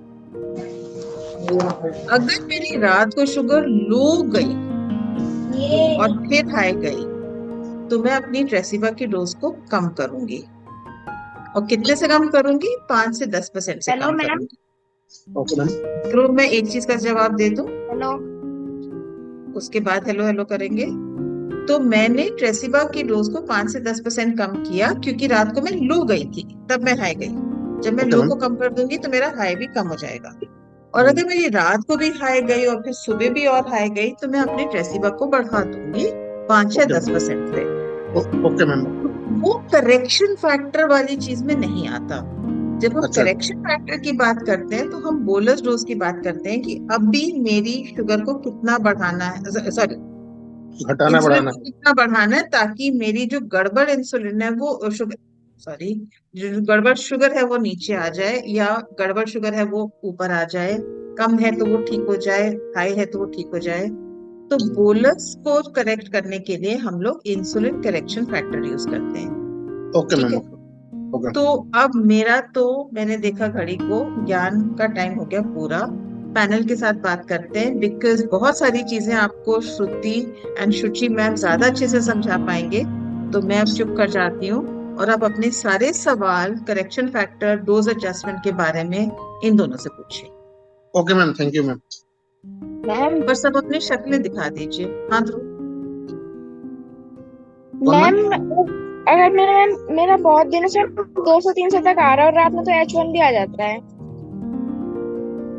तो डोज बढ़ाओ ना। मैम किस समय हाई आ रहा है? मैम रात में आ रहा है हाई। रात में तो 2 शुगर्स चेक करते हो ना, बिफोर डिनर और आफ्टर डिनर। तो बिफोर डिनर की बात कर रहे हो या आफ्टर डिनर की बात कर रहे हो? Ma'am before. तो आप मुझे बताइए, आप सब में से कोई बताइए कि बिफोर डिनर अगर शुगर हाई आ रही है तो उसका क्या कारण हो सकते हैं? मैम स्कूल की यूनिट्स। मैम हो सकता है कि शाम को कुछ स्नैक ले रहे हैं और उसके लिए बिल्कुल भी इंसुलिन नहीं जा रहा है, वो कार्ब्स वाला स्नैक है। तो ये यूजुअली आई थिंक ऐसा ही होता है, बिकॉज 3 बजे हम लंच कर रहे हैं और फिर 8 बजे अगर डिनर कर रहे हैं, तो बीच में अगर जो भी खा रहे हैं तो वो आइदर अगर हम इंसुलिन नहीं ले सकते हैं तो हमें प्रोटीन खाना है या कुछ फाइबर ही खाना है जिससे जिससे जिससे हमारी शुगर ना बढ़े। लेकिन अगर हमें कार्ब खाना है तो हमें मतलब अपनी बॉडी के हिसाब से 2-3 यूनिट मतलब जैसे भी वो लेना पड़ेगा। तो आपकी डिनर से पहले की डोज कितनी है ध्रुव? डिनर से पहले की डोज 4 है। 4 है। तो अगर आपकी बेस डोज 4 हो तो भूमिका आप स्नैक के लिए कितना सजेस्ट करोगे? मैम मैं एक्चुअली स्नैक खाता ही नहीं मैम, मैं फाइबर खा लेता हूँ या प्रोटीन खा लेता हूँ। क्या खाते हो एग्जैक्टली? कभी एप्पल, पपीता, खीरा। पपीता में कोई कार्ब्स नहीं होते? अच्छा, पपीता में होते। पपीता में तो बहुत कार्ब्स होते हैं, तो फिर आप उससे पहले 2 यूनिट लगाइए ना। चलिए अब मैं Shruti ma'am over to you. मैम अभी ना मेरी शुगर बहुत जैसे कि लो जा रही है, तो मैं उसके लिए क्या करूँ, मतलब उसको नॉर्मल में रखने के लिए? बहुत ज्यादा कम जा रही है जबकि मेरा खाना पीना ठीक चलता है। श्रुति मैम आपकी छुट्टियां कब से शुरू हुई हैं? हमारी छुट्टियां तो मई से ही शुरू हो गई थी। और ये जो लो होनी शुरू हुई है ये कब से शुरू हुआ है? मतलब ये बहुत दिन से हो रहा है। नहीं, छुट्टियों के शुरू होने के बाद हुआ है या छुट्टियों से पहले हो रहा है? ना छुट्टियों के ही टाइम में मतलब शुरू हो गया। एग्जैक्टली जो मैम अभी यही बतला रही थी ना अंजू मैम, कि जैसे जैसे हमारा रूटीन चेंज होता है हमारा वो होता है। अब छुट्टियों में आप खेलते ज्यादा हो, बैठना नहीं होता, तो आपकी इंसुलिन रिक्वायरमेंट कम है। तो अब आपको जो आपने अभी सीखा है उस हिसाब से इंसुलिन डोज एडजस्टमेंट करनी होगी ताकि आपकी शुगर इतनी लो ना जाए। और फिर जब छुट्टियां खत्म हो जाएंगी, दोबारा स्कूल शुरू होगा, तो आपकी शायद वो पुरानी डोज ही शुरू हो जाएगी। Good afternoon ma'am.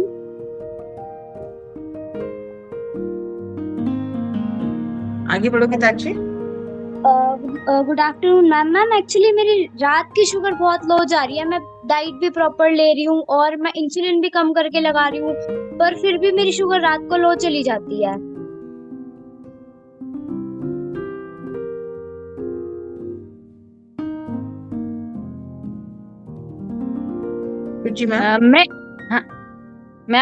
मैम बोलिए, मैं बाद में बोलती हूँ। नहीं आप बोलिए ना, मेरी बारी खत्म। नहीं देखिए मैं सारे बच्चों और उनके पेरेंट्स से एक बात और बोलना चाहूंगी। हमारी शुगर सिर्फ उसी टाइम की एक्टिविटी से नहीं निर्भर करती। अब जैसे छुट्टियां शुरू हो गई हैं, हमने दिन में खेले, हो सकता है हमारी दिन में शुगर उतनी कम ना हो, पर उसका इफेक्ट ये होता है कि रात को जो हमारी लिवर है वो, हम जब खेलते हैं तो हमारी स्टोर्ड शुगर्स यूज हो जाती हैं।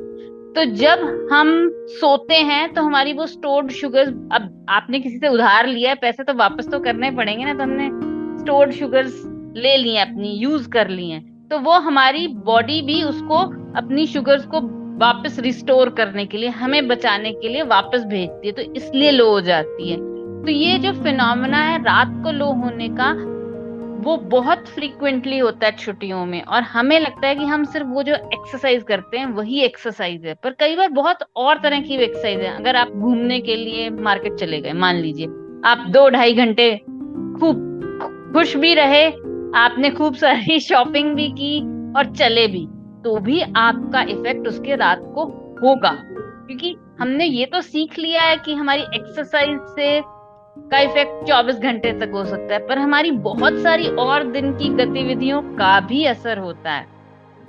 सो बेटा आपसे यही रिक्वेस्ट है कि 2 चीजें कर सकते हैं। अगर आपकी दिन की एक्टिविटी बहुत ज्यादा है तो रात को जैसे दूध और उसके साथ कुछ शेक, दूध स्नैक लेकर सोएं, अपनी बेड टाइम शुगर्स चेक करें, तब भी एक आधा कप दूध या थोड़े से आलमंड्स लेके सोएं।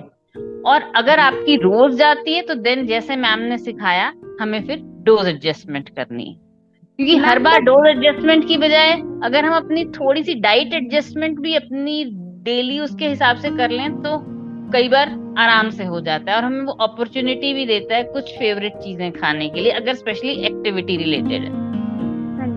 बट मैम मेरे एज सच डेली रूटीन में कोई डिफरेंस नहीं आया। मैंने एज सच कुछ ज्यादा खेलना नहीं शुरू किया, एज सच कुछ ज्यादा एक्सरसाइज करना नहीं शुरू किया। तो मतलब आपके डिनर नॉर्मली की चल डोज रहा क्या था। है? हाँ जी, आपकी डिनर की डोज क्या है? मेरी पोस्ट डिनर डोज है 9 units of R regular and after that before taking the milk I take 20 units of Lantus. तो एक चीज तो आप बहुत आसानी से कर सकते हैं, लैंटस को सुबह शिफ्ट कर दीजिए।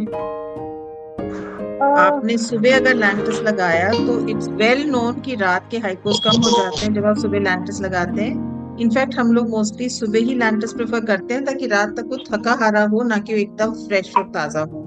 मैम उससे आपकी रात की कम हो जाएंगी। Ma'am but now the recent doctors are saying कि लैंटस मॉर्निंग में नहीं लेना चाहिए। पहले मैं ऐसी चल रही थी, मेरा लैंटस मॉर्निंग में और रात में दोनों टाइम चल रहा था।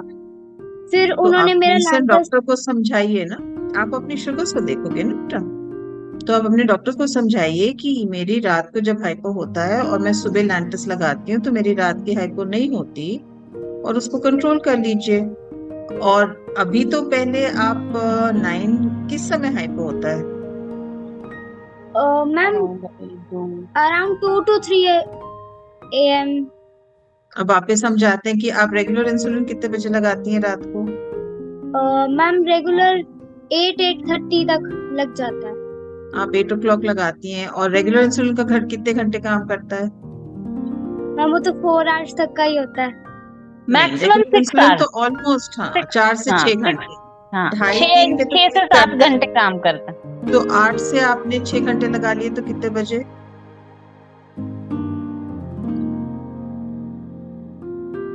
मैम ये 2-1-2 का ही 2 बजे तक तो रेगुलर इंसुलिन गई, खत्म, उसने अपना काम खत्म किया, उसने समेटा समाटा ताला लगा लिया, वो तो गई। तो वो तो हाइपो नहीं कर सकती। तो लैंटस की डोज पहले आप सुबह को शिफ्ट कर जाइए। नहीं करना चाहते तो पहले आप लैंटस की डोज को 2 यूनिट कम करके देखिए। अगर नहीं कम,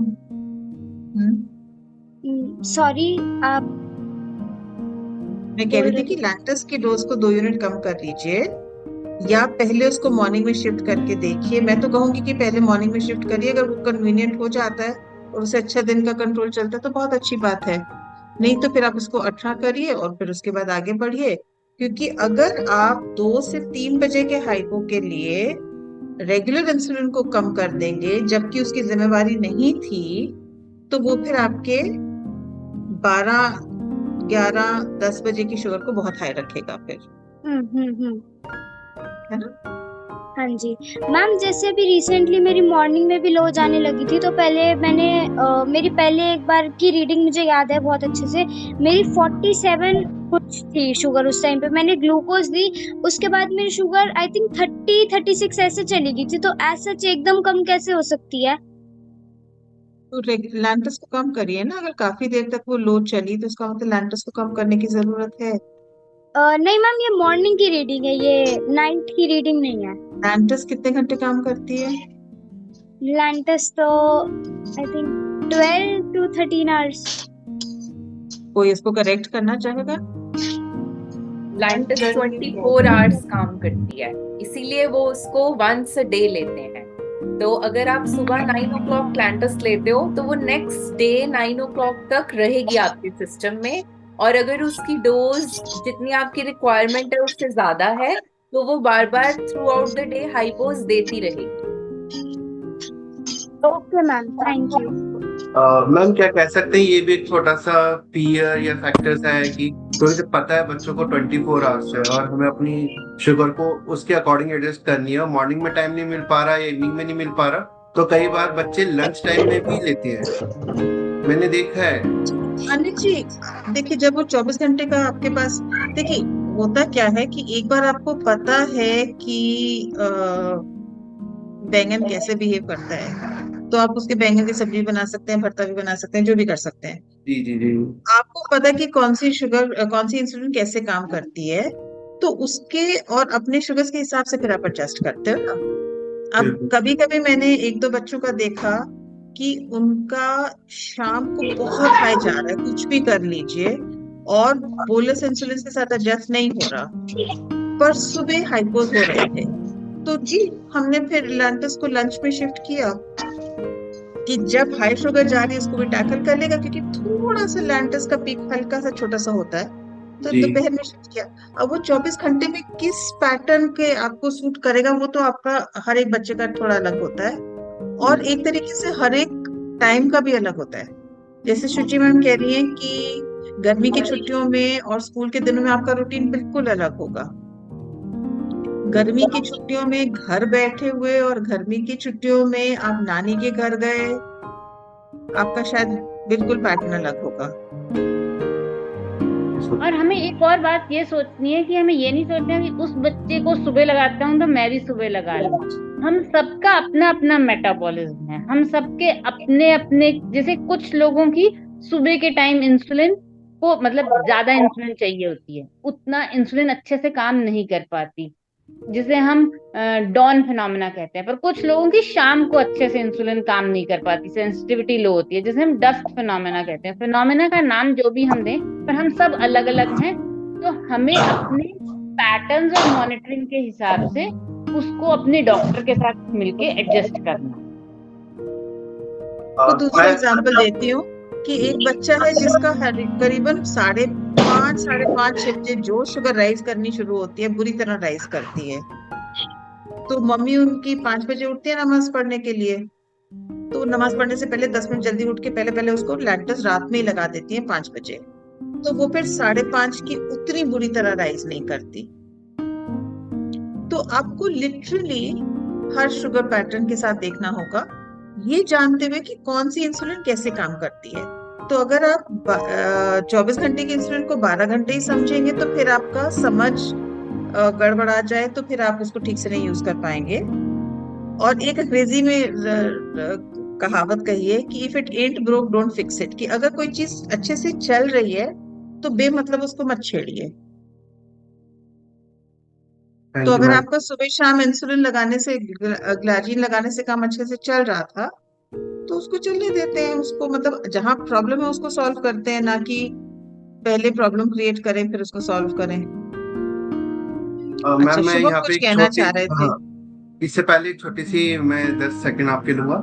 मैं सभी बच्चों को, पेरेंट्स को जिन्होंने मीटिंग ज्वाइन की है, मैं आपको दोबारा बता देते हैं कि डॉक्टर अंजू विरमानी एंडोक्राइनोलॉजिस्ट हैं, पीडियाट्रिक, जो भी अगर शुरुआत से जुड़े हुए हैं, किसी भी प्रकार से कोई क्वेश्चन हो तो आप पूछ सकते हैं। डॉक्टर श्रुति अरोड़ा मैम है, ये डायबिटीज एजुकेटर भी हैं, डॉक्टर भी है आयुर्वेदिक, और सेकेंडली इनका एक 7 इयर्स का बेबी है जिनको काफी अच्छा मैनेज भी करते हैं। तो अगर आपके बेबी है छोटे 7-8 साल के, उससे रिलेटेड कुछ क्वेश्चन है आप पूछ सकते हैं। छवि है, वाईडीएफ की यंग डायबिटीज एजुकेटर है, एडोलसेंट है, 20-25 साल की अगर आपकी उम्र है तो आपको उससे रिलेटेड कुछ क्वेश्चन पूछना है आप पूछ सकते हैं। सुचिचुक मैम है जो 20 साल का काफी अच्छा बड़ा एक्सपीरियंस है, इस हिसाब से आप कोई भी दूर से या ऐसा कोई क्वेश्चन है जो उनसे लगता है कि उनसे पूछना चाहिए आप पूछ सकते हैं। रोवी राणा, रिसेंटली इन्होंने एम्स ज्वाइन किया है, 2012 में डायग्नोज हुआ था, काफी उतार चढ़ाव से गुजर के इन्होंने एक अच्छा कैरियर सक्सेस अचीवमेंट्स किए as a super special nurse, neurology department में है एम्स में, तो उनसे भी कुछ क्वेश्चन आप चाहे पूछ सकते हैं। Thank you ma'am. और सेकेंडली मैं बहुत बहुत दोबारा वेलकम करना चाहूंगा हमारे योगदान फाउंडेशन की वाइस प्रेसिडेंट विंध्या छाबड़ा जी ने हमें ज्वाइन किया है। Thank you ma'am. Yes ma'am, please continue. Nice, welcome ma'am. Shruti ma'am, आपसे थोड़ा सा मुझे सवाल पूछना था, आयुर्वेदा में क्या क्या ऑप्शंस हैं टाइप 1 डायबिटीज के लिए? Hello ma'am. मैम मैंने आपको बताना है, मेरी बेटी जब 1 साल 11 महीने की थी तो उसको टाइप 1 डायबिटीज डायग्नोस हुई, और उसका डायग्नोसिस लास्ट क्रिटिकली जब वो इल हो गई डायबिटिक कीटोएसिडोसिस में हुआ, क्योंकि बच्ची इतनी छोटी थी, बोलती नहीं थी, प्लस मेरे और मेरे हस्बैंड की फैमिली हिस्ट्री में कोई भी डायबिटिक नहीं था। तो इतने छोटे बच्चों में जब टीदिंग हो रही होती है, दांत आ रहे होते हैं, या बच्चा वैसे ही कम खाता है, तो हम सस्पेक्ट नहीं करते कि इतने छोटे बच्चे में भी टाइप 1 डायबिटीज हो सकती है। मैं खुद भी आयुर्वेदा डॉक्टर हूँ, बट मैं भी उसको उस सारे सिम्टम्स के क्लस्टर को आइडेंटिफाई करके ये नहीं पता कर पाई कि मेरी बच्ची के टाइप 1 डायबिटीज के सिम्टम्स चल रहे हैं। बट क्योंकि मैं आयुर्वेदा डॉक्टर थी, वंस वो डायग्नोसिस उसका हो गया और वो बेसल बोलस इंसुलिन रेजिमेन पे पड़ गई, तो इतने छोटे बच्चे में भी मुझको पता था एज एन आयुर्वेदिक डॉक्टर कि आयुर्वेदा में इंसुलिन का कोई सब्स्टिट्यूट नहीं है। बच्चों में आयुर्वेदिक मेडिसिन देना इतना सेफ नहीं है, क्योंकि उनमें हर्बल एलिमेंट्स के साथ साथ मेटल प्रेपरेशंस भी होती हैं। अब अगर आप किसी भी आयुर्वेदिक डॉक्टर के पास जाएंगे, कोई भी आपको वापस नहीं भेजेगा, वो कहेंगे हाँ हमारे पास इलाज है, आप ट्रायल लीजिए। बट अगर वो महंगी से महंगी दवाई भी देगा, उसमें ये हो सकता है कि बच्चों की जो पेट की नाजुक मेम्ब्रेन है या लाइनिंग है वो खराब हो सकती है, या उनके लिवर पे इतनी भारी मेडिसिन का असर पड़ सकता है। अगर मैं एक एग्जांपल देके इसको समझाऊं, तो जैसे एक हमारी गाड़ी है, गाड़ी में फ्यूल क्या है, पेट्रोल या डीजल, और एक हमें गाड़ी चलाने के लिए फ्यूल चाहिए पेट्रोल या डीजल के एग्जाम्पल में, और साथ में हमें गाड़ी की सर्विस चाहिए, जो रिपीटेडली हम हवा भरवा दें, इंजन ठीक करा दें, बाकी का सारा उसकी ओवरहॉलिंग कर दें। तो ऐसे ही अगर कोई रिलेटिव आपको सजेस्ट करता है कि आप आयुर्वेदा ट्राई कीजिए, उसमें आंवला है, नीम है, करेला है, इसका जूस दीजिए, तो आप इसको ऐसे मानिए कि वो आपकी बाकी की इम्यूनिटी या बॉडी के बाकी के फंक्शंस का ध्यान रख सकता है, बट वो पेट्रोल नहीं बन सकता, वो सिर्फ इंसुलिन है। तो अगर आप किसी के भी कहने में आके, चाहे डॉक्टर बहुत काम का है या उसकी बहुत सक्सेस स्टोरीज हैं, तो भी आप मान के चलिए कि टाइप 1 डायबिटीज एक ऐसी बीमारी है, आयुर्वेदा में लिस्ट ऑफ डिजीजेस हैं जो आयुर्वेदा ही खुद डॉक्टर्स को भी पढ़ाती है कि वो असाध्य हैं, मतलब उनका कोई इलाज नहीं है। तो टाइप 1 डायबिटीज उसमें इंक्लूडेड है। तो आप जितना भी ये करेले का जूस है, नीम है, कैप्सूल है, ये सारे टाइप 2 डायबिटीज के लिए बने हुए हैं, और उसमें ये असरदायक भी हैं, क्योंकि ये इंसुलिन रेजिस्टेंस को कम करते हैं, बॉडी में फैट काटते हैं। बट टाइप 1 डायबिटीज में जहां हमारी शरीर में इंसुलिन की प्रोडक्शन ही नहीं हो रही, वो सेल्स ही नहीं बचे जो इंसुलिन बनाते हैं, उसका आयुर्वेदा में कोई इलाज नहीं। पर मैम कई बार 1-2 कैप्सूल लेने से थोड़ी सी शुगर कम हो जाती है, बट मैम वो हो जाए, फिर वो बढ़ जाती है कि हाँ देखो ठीक हो रहा, बच्चा ठीक हो रहा है। जी, वो जनरली क्या होता है, जब डायबिटीज होती है पहले हनीमून पीरियड आता है, उसमें थोड़ी सी बॉडी में क्षमता होती है इंसुलिन बनाने की। अगर हम उसमें ट्रायल लेते हैं तो पेरेंट्स को या बच्चे को जब लो नंबर्स दिखते हैं या शुगर्स रेंज में लगती हैं, उनको लगता है इंसुलिन की जरूरत नहीं है, हमारा तो आयुर्वेदिक दवाइयां लेकर ही काम चल रहा है। बट वो टेम्पररी होता है और वो बहुत खतरनाक है अगर क्योंकि डॉक्टर की सलाह ना मान के पेरेंट्स कंटिन्यू कर ले, क्योंकि इंसुलिन का सबको इनिशियली हुआ होता है, सारे उसको बुरा मानते हैं या उससे डरते हैं कि जितनी कम लगे उतना अच्छा है। अगर आप ये मानेंगे कि ये हमारी इंसुलिन बॉडी की खुराक है और जैसे जैसे बच्चा बड़ा होगा उसको ये चाहिए ही, इसके बिना सर्वाइवल नहीं है, तो आप इससे डरेंगे नहीं या इसकी डोज कम करने की कोशिश नहीं करेंगे, या जो अपने फायदे के लिए आपको टोटके बता रहे हैं या कोई चूरन या कोई भी मेडिसिन बेच रहे हैं, आप उनके कहने में नहीं आएंगे, अपने डॉक्टर्स पर फेथ रखेंगे, तो बच्चे की हेल्थ बहुत जल्दी ठीक हो जाएगी। और जैसे कि मेरी बेटी अब 7 साल की है और वो एकदम नॉर्मल लाइफ लीड कर रही है। तो मैम आज तो हमारे पास एक फैसिलिटी और भी है, डॉक्टर शुचि चुग होम्योपैथ हैं। मैम होम्योपैथी का थोड़ा बताइए। मैं थैंक यू मैम। मैं आपको इस आयुर्वेदा के बाद होम्योपैथी का भी बतलाती हूँ, दोनों का ही बताती हूँ। पहले होम्योपैथी का बताती हूँ। देखिए, मैं खुद होम्योपैथिक डॉक्टर हूँ और गोल्ड मेडलिस्ट रही हूँ, पर पिछले 34-5 ईयर से इंसुलिन ही ले रही। आप इम्यूनिटी और उसके लिए बहुत सारी चीजें ट्राई करते हैं, करिए, पर 0 मल्टीप्लाइड बाय 0 इज 0, जो डॉक्टर श्रुति ने भी कहा। तो आप हनीमून फेज में हैं तो एक अलग बात है, और आप का इंसुलिन का सब्स्टिट्यूट नहीं है। पर एक बहुत इंटरेस्टिंग बात जो डॉक्टर श्रुति कह रही थी, करेला, नीम।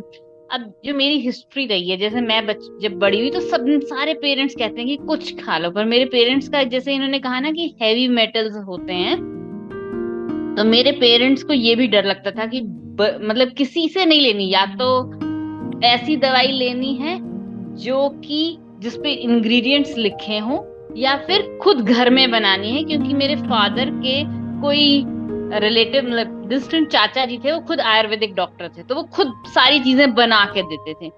बिलीव मी, बहुत सारी चीजें अच्छी हैं। इनफैक्ट बहुत सारी चीजें हमारी कल्चर में भी हैं। जैसे अब मैं बैंगलोर में हूँ और मैंने आपके साथ डिस्कस भी किया है, तो वहां पे एक फेस्टिवल होता है उगादी, तो उसमें उस फेस्टिवल में आपको नीम के पत्ते खाने जरूरी है along with the other food।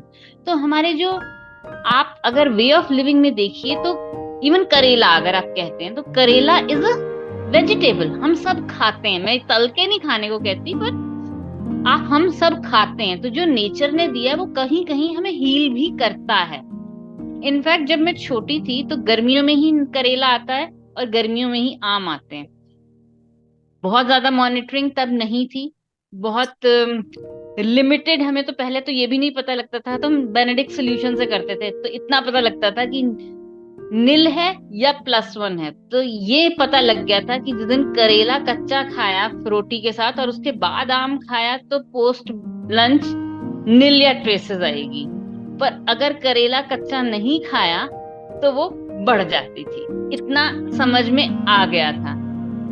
Effect 1 और 2 यूनिट्स का पड़ता है, बहुत ज्यादा नहीं पड़ता इन सब चीजों का इफेक्ट। पर 1-2 यूनिट से बच्चे की साइकी ना खराब करें। अगर बच्चा एज अ फैमिली, आप वो प्रोसेस, चाहे करेला कच्चा खाने का हो या नीम खाने का हो या कुछ भी और खाने का हो, एज अ डाइट लेते हैं, I think they will benefit everyone.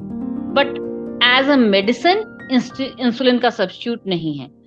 And रही बात अगेन होम्योपैथी की, बहुत अच्छा वर्ड यूज किया था डॉक्टर श्रुति ने, ये असाध्य है। आप इसे असाध्य माने ही मत। मैं सिर्फ इतना कहती हूँ कि एक चीज नहीं है और वो अभी सिर्फ उस फॉर्म में है, उसको वैसे ले लीजिए।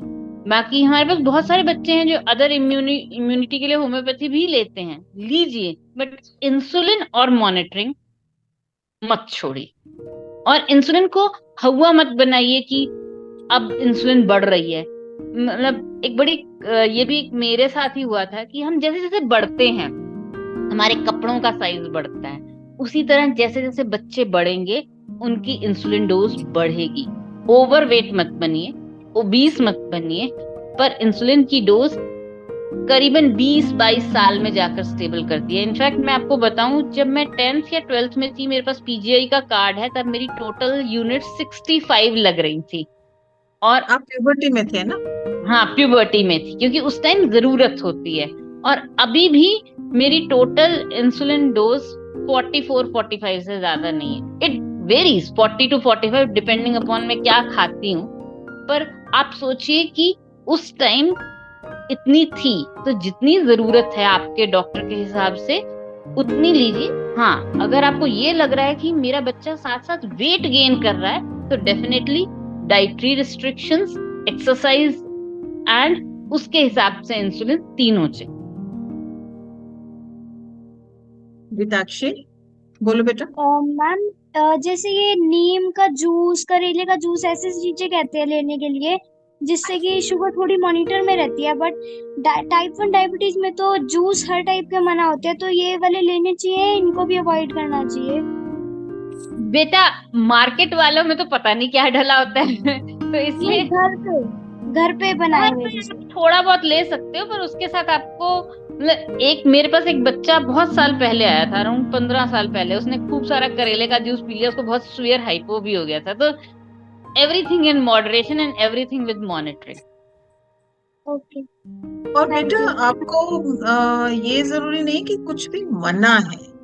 टाइप 1 डायबिटीज में आप कभी जूस नहीं पी सकते, वो ऐसी बात नहीं है। जब भी शुगर लिक्विड फॉर्म में हो, दूध, जूस, वो पेट में बहुत जल्दी निकलता है, तो इसलिए उससे शुगर बहुत जल्दी बढ़ती है। इसलिए कई बार आप रात को सोने से पहले दूध पीते हो और आप देखते हो कि शुगर जल्दी बढ़ जाती है, तो शायद आप दूध पीने के बजाय उसी को दही में खाओ, तो वो उतनी जल्दी शुगर नहीं बढ़ाती। पर आपको टाइप 1 डायबिटीज है, आप किसी की पार्टी में गए, वो सबको जूस सर्व कर रहे हैं, आपको जूस पीने का मन कर रहा है, तो आप ऐसे करके बैठ जाओगे? नहीं। आपको पता कि मेरी शुगर हाई जाने वाली है, तो आप डोज अपनी उसके हिसाब से लगा लोगे। शायद आप जूस पी के अच्छे से बहुत भड़कीला डांस भी कर लोगे और उसको काट लोगे, है ना। आज घर में सबको अनार के जूस पीने की, अब अनार का juice is a total waste of money and time ना, क्योंकि उसमें सारा अनार का वो तो निकल जाता है। पर ठीक है, सबको अनार के जूस पीने की बड़ी बड़ी हुई है, तो सबने बड़े प्यार से अनार का जूस निकाला और पिया। ठीक है, वंस इन अ व्हाइल तो कुछ भी बकवास खा सकते हो, पी सकते हो, पर ज्यादा अच्छा लगेगा कि आप अनार खा लो। आम रस के बजाय ज्यादा अच्छा लगेगा कि आप आम खा लो। आपको लगेगा एक ही फाड़ी आम में कुछ बनता नहीं है, तो आप आम और दही खा लो। तो इतना बड़ा कटोरा होगा और उसमें एक फाड़ी आम की होगी, पर लगेगी कि इतना बड़ा कटोरा है। दही भी चली गई, आम भी, और खुश भी आ गए, है ना। तो मना कुछ नहीं है, पर as both the expert said कि आयुर्वेदा में और होम्योपैथी में बाकी चीजों करने का बहुत क्षमता है, पर इंसुलिन का सब्स्टिट्यूट नहीं है। और बेटा अगर हम उस चीज को देखो, फाइबर हमने बच्चा एक था जिसने बोला कि मैं जब इंसुलिन नहीं लगाता तो फाइबर खाता हूँ, खीरा खाता हूँ।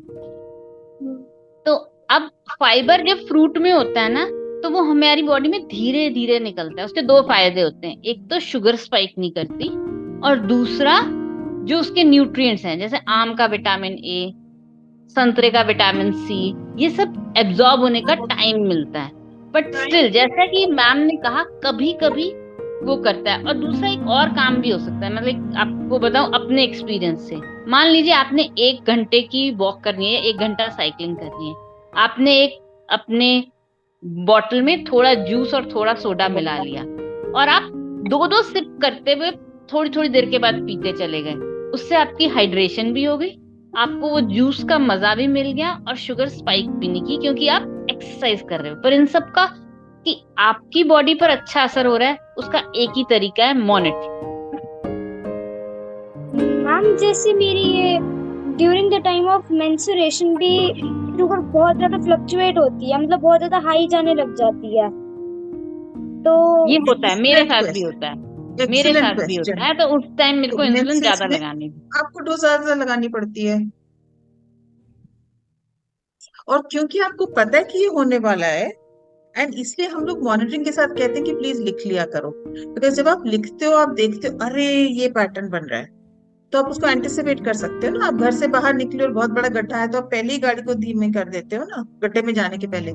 तो उसी तरीके से आपको पता है कि मेरे को मेंस्ट्रुएशन में ब्लड शुगर बढ़नी है, तो आप पहले ही डोज बढ़ा देते हो, उसको बढ़ने देते ही नहीं हो। वही एग्जाम्पल मैंने आपको करेक्शन में भी दिया था कि अगर आपको पता है कि आपके डिनर से पहले शुगर बढ़नी है, और वो सवाल भी पूछा गया, तो उसमें आपको ये ध्यान रखना है कि खीरा तो चलिए ठीक है, ऑलमोस्ट 0 कैलोरी है, पर पपीता तो 0 कैलोरी नहीं है। और फाइबर खुद में अगर कार्ब्स के साथ आता है, तो वो तो शुगर बढ़ाएगा बेचारा। तो आपको अगर पपीता खाना है, तो आपको उससे पहले स्नैक की डोज लेनी पड़ेगी।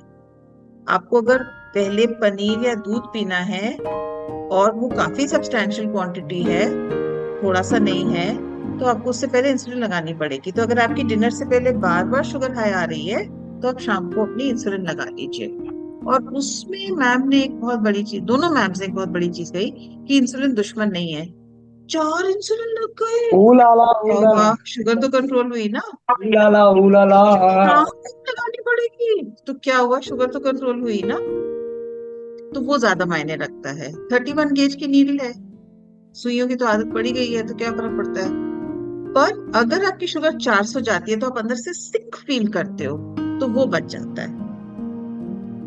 देखिए, जब शुगर ज्यादा होती है तब भी अच्छा नहीं लगता, और जब शुगर लो होती है तब भी अच्छा नहीं लगता। अच्छा तभी लगता है जब वो मॉडरेट चलती रहती है ना। बिल्कुल। तो हम मैम छवि को भी सुनते हैं। छवि जैसे काफी बच्चे हैं जो डेली रूटीन में अपना वर्कआउट करते हैं, मॉर्निंग में जाना और अपने लंच में भी मैनेज करना, और इवनिंग में कभी कभी मैं देखा है, छवि से सुना है कि स्नैक टाइम पे थोड़ा सा फ्लक्चुएशन आते हैं, तो उसको कैसे मैनेज करती है। तो हम छवि से जानना चाहेंगे। छवि अपना 1 मिनट पहले प्रीति मैम से पूछिए मैम की, वो उन्होंने हाथ रेस किया।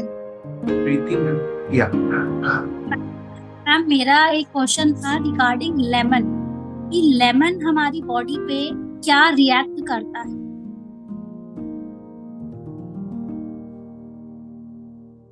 छवि आप बताना चाहोगे? म्यूट हो छवि। मैम जैसे लेमन का ऐसा सच आई नो कि मतलब जैसे लेमन है तो विटामिन सी होता है उसमें, सिट्रिक एसिड। शुगर्स नहीं, शुगर्स के मामले में कोई भी खट्टी चीज हो, टैमरिंड है, लेमन है, अमचूर है, खट्टी कोई भी चीज हो, उससे जीआई थोड़ा कम हो जाता है, क्योंकि गैस्ट्रिक अब्जॉर्प्शन थोड़ी स्लो हो जाती है। तो उससे अगर आपकी बहुत हाई जीआई कोई चीज है, आपने पोहा लिया, आप उसको अगर मूंगफली डाल दीजिए और ऊपर अच्छे से लेमन स्क्वीज कर दीजिए, आप देखेंगे शुगर उतनी है राइस नहीं होगी। आप सांभर देखिए, हमेशा खट्टा होता है। अब सांभर में धुली दाल है और थोड़ी सी सब्जी कई बार पड़ती है, बहुत ज्यादा सब्जी नहीं पड़ती, वो शुगर को थोड़ा सा कम कर देता है।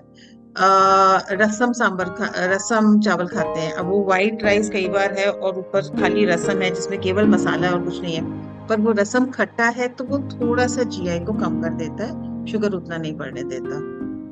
And what about lemon water ma'am? What about lemon water, आपका सवाल क्या है? लेमन वाटर अगर हम पीते हैं, जैसे समर्स है, शिकंजी कहना चाह रहे हैं? शिकंजी या नमक वाला? मैम दोनों वाला। नमक वाला भी चीनी नमक दोनों होना चाहिए शिकंजी में, तभी मजा आता है। हाँ जी, तो उसका क्या रहता है मैम? शिकंजी जैसे कि मैम ने अभी बताया कि कोई भी आप शुगर लिक्विड फॉर्म में लेंगे तो ऑब्वियसली वो स्पाइक करता ही है। तो इट्स बेटर कि अगर आपको शिकंजी पीनी भी है तो आप उसमें शुगर की क्वांटिटी थोड़ा कम कर सकते हैं, आप रखिए, बट कम भी कर सकते हैं। और सबसे पहले आप मॉनिटर कीजिए, दैट इज वेरी इंपॉर्टेंट। अगर आप कोई भी लिक्विड शुगरी ड्रिंक अगर आप लेना चाह रहे हैं तो सबसे पहला चीज हल्की चीनी और हल्का नमक डाले तो बहुत ज्यादा चीनी नहीं लगती, पर वहां पे शुचि मैम का गुर बहुत जरूरी है कि आप फिजिकली एक्सरसाइज कर रहे हैं, शाम को आप दौड़ के लिए गए तो आपने लेमनेड अपना डाल के ले गए, आप फुटबॉल खेल रहे हैं, बैडमिंटन खेल रहे हैं, बुरी तरह पसीना आ रहा है, तो लेमनेड भी चलता गया और पसीना भी चलता गया। अब देखिए, हम अलग अलग एजेस में हैं। मतलब जैसे छोटा बच्चा है वो खेलेगा, बड़ा बंदा है वो कोई और काम करेगा, जिम जाएगा, एक उससे भी बड़ा है बंदा है जो थोड़ा घर का कर रहा है। तो अब ऐसे कामों के दौरान थोड़ा थोड़ा बट वो एक शेर है कि जीने का मजा थोड़ा थोड़ा मिले तो मजा लंबा चलता है। तो हमारे लिए लंबा मजा है पर थोड़ा थोड़ा, क्योंकि मेरे साथ तो ये हमेशा ही होता है कि मेरी चीज बहुत ज्यादा देर तक ही रहती है मेरे पास। तभी आप थोड़ा सा सीलियक के बारे में भी बताओगे कि अगर गेहूं ना खानी पड़े तो कितना आफत आती है दुनिया में? हम गेहूं ना खाना पड़े तो आफत नहीं आता है ऐसा, जैसे कि मेरे को टाइप 1 के साथ सीलियक भी है, तो सीलियक के साथ जो लाइफ है वो इतनी कॉम्प्लिकेटेड नहीं है जितना हमें सुनने में लगता है। सबसे पहला चीज, जैसे कि अगर हम देखा जाए तो हम वेजिटेबल्स भी हम वही सारी खा रहे हैं जो बाकी जिनको सीलियक नहीं है वो भी खा रहे हैं।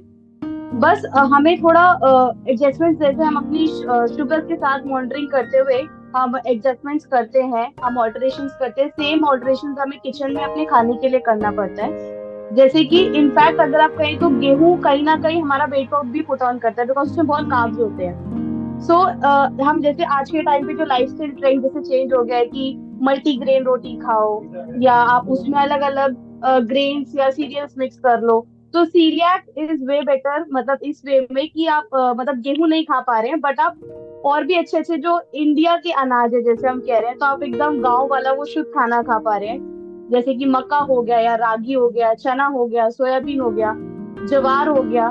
तो आप एकदम न्यूट्रिएंट फुल रोटी आपकी बनती है उस वे में। एंड जैसे कि ऑप्शन जैसे राइस है, तो राइस तो बाकी भी खा सकते हैं, तो राइस में एक्सेस ग्लूटेन नहीं होता है। एक तो उसमें 3 चीजें होती है जिसे हमें ध्यान देना होता है, दैट इज व्हीट, गेहूं, बार्ले यानी कि जौ। तो इंडिया में यही 2 अनाज है जो मेजर हैं, और उन्हीं से ही सूजी, दलिया और मैदा बनता है, गेहूं से ही। तो आप मैदा अवॉइड कर रहे हैं तो यानी आप बाहर का जंक भी अवॉइड कर रहे हैं। तो अगर आप बाहर का जंक नहीं खाएंगे तो ऑब्वियसली आपकी बॉडी नेचुरली हेल्दी रहेगी, एंड आप मोर न्यूट्रिशियस चीजें आप खा पाएंगे। आप बेटर ऑप्शंस देख सकते हैं, रादर देन हैविंग मैदे का बर्गर, आप क्या कहते हैं रागी का बर्गर भी बना के खा सकते हैं, या फिर आप उसमें और भी जैसे कि सिंगाड़े का, जैसे हम आटा बोलते हैं, तो उनकी पूड़ियां हो गई, रादर देन आप गेहूं की या मैदे के पिज्जा बर्गर आप खाते हैं। तो वो क्रस्ट भी, जैसे अगर पिज्जा का क्रस्ट हम कहें तो वो भी बहुत मल्टीग्रेन वे में बहुत अच्छा बन सकता है। तो ऐसा कोई कॉम्प्लिकेशन नहीं है कि हमारी लाइफ रुक गई है सीलेक्ट के बाद, no, it's like getting more options way में, जो हेल्दी वे में आप एक्सप्लोर कर सकते हैं। तो मैम हमारा टाइमिंग भी हमें खींच रहा है अपनी तरफ, तो आज बहुत अच्छा सेशन चल रहा है। आयुर्वेद हमारे साथ होम्योपैथ जुड़ा, मैं योगा को भी जोड़ना चाहूंगा यहाँ पे क्योंकि योगा देखिए किसी चीज के लिए क्लेम नहीं करता बेसिकली कि हम आपका ये ठीक कर देंगे या उसमें, लेकिन वो ये जरूर बताता है कि इस चीज में आराम आएगा, और डिपेंड करता है कि आप उस पर कितना रूटीन फॉलो करते हैं। और योगा जस्ट एक फिजिकल एक्सरसाइज ही नहीं है, एक मेंटल लाइफ भी है, अच्छा प्रोसेस भी है, और इसकी एक डेफिनेशन है चित्तवृत्ति निरोधा योगा। योगा की जो डेफिनेशन है चित्तवृत्ति निरोधा, अर्थात वो चित्त की वृत्ति है। जैसे आपके अंदर क्रेविंग जो पैदा होती है, मैं यहाँ जाऊं, ये खाऊं, वो खा रहे, मैं भी खाऊं, इसको शांत कर देती है। और ये शांत होता है तो आपकी फ्लक्चुएशन भी शांत होती है, इंसुलिन ट्रीटमेंट नॉर्मल चलता है, क्योंकि हेल्दी बॉडी के साथ अगर आप इंसुलिन और शुगर चेकअप के साथ चलेंगे तो बेटर रहेगी, और आपको लाइफ में कोई ऐसे कॉम्प्लिकेशंस पैदा नहीं होते। और योगा का मीन्स यही है कि लाइफ में आपको कोई कॉम्प्लिकेशंस पैदा ना हो डायबिटीज से रिलेटेड, इसलिए रूटीन में रखिए, हेल्दी रहे, फिट रहे। हेल्दी शरीर में इंसुलिन अच्छा काम करती है, अदरवाइज जब भी बीमार पड़ते हो आपको मालूम है इंसुलिन चेंज करनी पड़ती है, तो वो चेंजेस आपकी लाइफ में नहीं आते। तो बिंदिया मैम हमसे हमारे साथ जुड़े हुए हैं, मैं चाहूंगा 2 लाइनें हम उनकी भी सुने। मैम आप अपनी वीडियो ऑन करेंगे मैम प्लीज?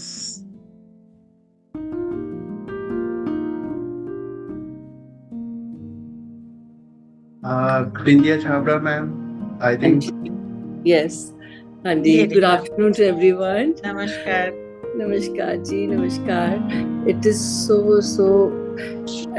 एजुकेटिव, बहुत अच्छा लगा हर एक को सुन के मुझे, all the specialist, and it's an I opening actually. मेरे लिए भी कई नई चीज़ें थी what I heard today, and it's a very nice session, and I hope everyone is benefiting from it, और ज़्यादा से ज़्यादा लोग जुड़े, and we should encourage more participants in it.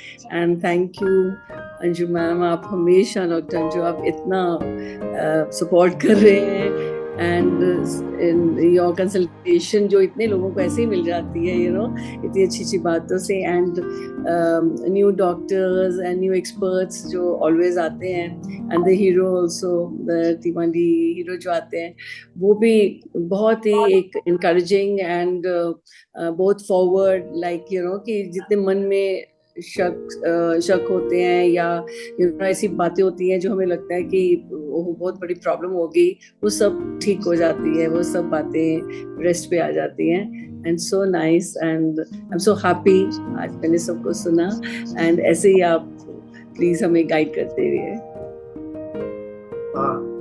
Thank you ma'am. और मैं बुलाना चाहूंगा Jitesh Wadhwa. Yes sir, I am here. Am I audible sir? Yes. Okay, so at a very start, thank you Miss Ruby for encouraging us and motivating us by sharing your experience and journey with us. It really helps us to move forward and make our vision more clear. Thank you, Ruby. Nextly, thank you, Dr. Anju ma'am. You always educate us and makes us more knowledgeable. Your learnings and expertise are really helpful to us. And yes, ma'am, it's a request that please keep us supporting. And yes, keep doing the selfless service like you every time do. So thank you, ma'am. Thank you so much. Next is thank you, Miss Shruti, for sharing us your learnings and knowledge with us. You really helps us to your knowledge really helps us to widen our basket of learnings about type 1 diabetes. And thank you, ma'am, for sharing your presence here and your valuable time. Thank you. और basically जो एक barrier तोड़ा है आयुर्वेदिक बताता है कि वो कई चीजों में तुम्हें सही तो कर सकता है, पर उसका ये नहीं है कि आप इंसुलिन छुड़ाने की उससे कोशिश करें। तो भटकने की जरूरत नहीं है, कोई भी क्वेश्चन हो कैसा भी हो आप ग्रुप में आप पूछ सकते हैं। Thank you Shruti ma'am. I am always available for help. जिनको भी ICF की भी डिटेल्ड कैलकुलेशंस चाहिए, मैं मिस्टर अनिल के साथ अपना नंबर शेयर कर दूंगी, आप पूछ सकते हैं। आप प्लीज घबराइए मत, ये बहुत सिंपल है।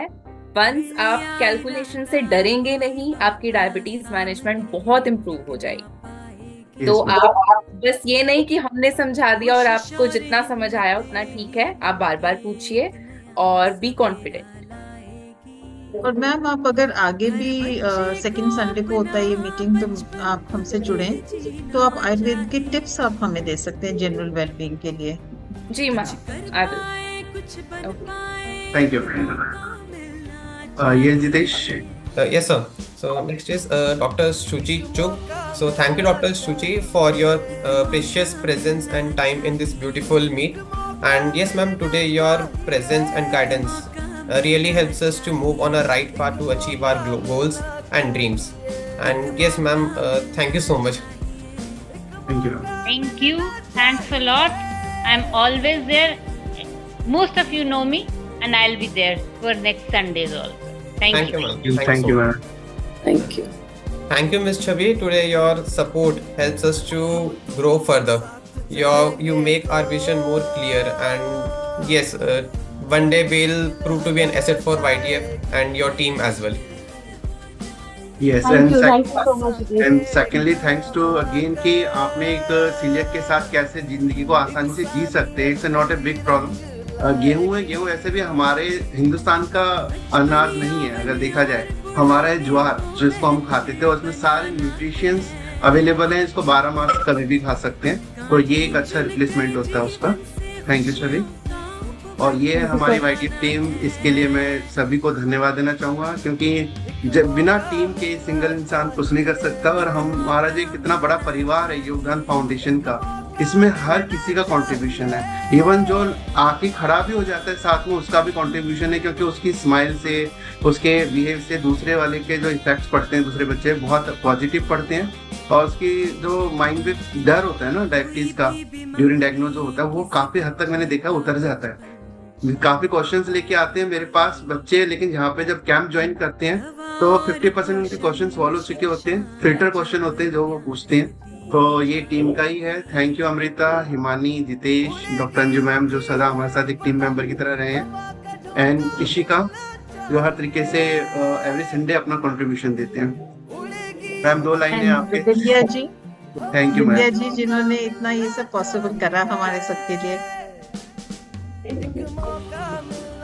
No, ma'am, it's a joint effort, and we always, as I said, कि ये बहुत, we are so thankful कि ये अनिल जी ने भी इतना इसको शुरू से बढ़ाया, इतना समय दिया, wonderful, like he's a beautiful human being also, और इतना रात दिन he is only working for these children, and और आप जैसे हमें लोग मिलते हैं जो हमें आगे लेके चलते हैं, हाथ पकड़ते हैं, it's so nice, so wonderful. Thank you so much. Thank you, Chief. Thank you. Thank you बच्चों। Thank you, ma'am. Thank you. Yog Dhyan Foundation, because everyone deserves a chance at life.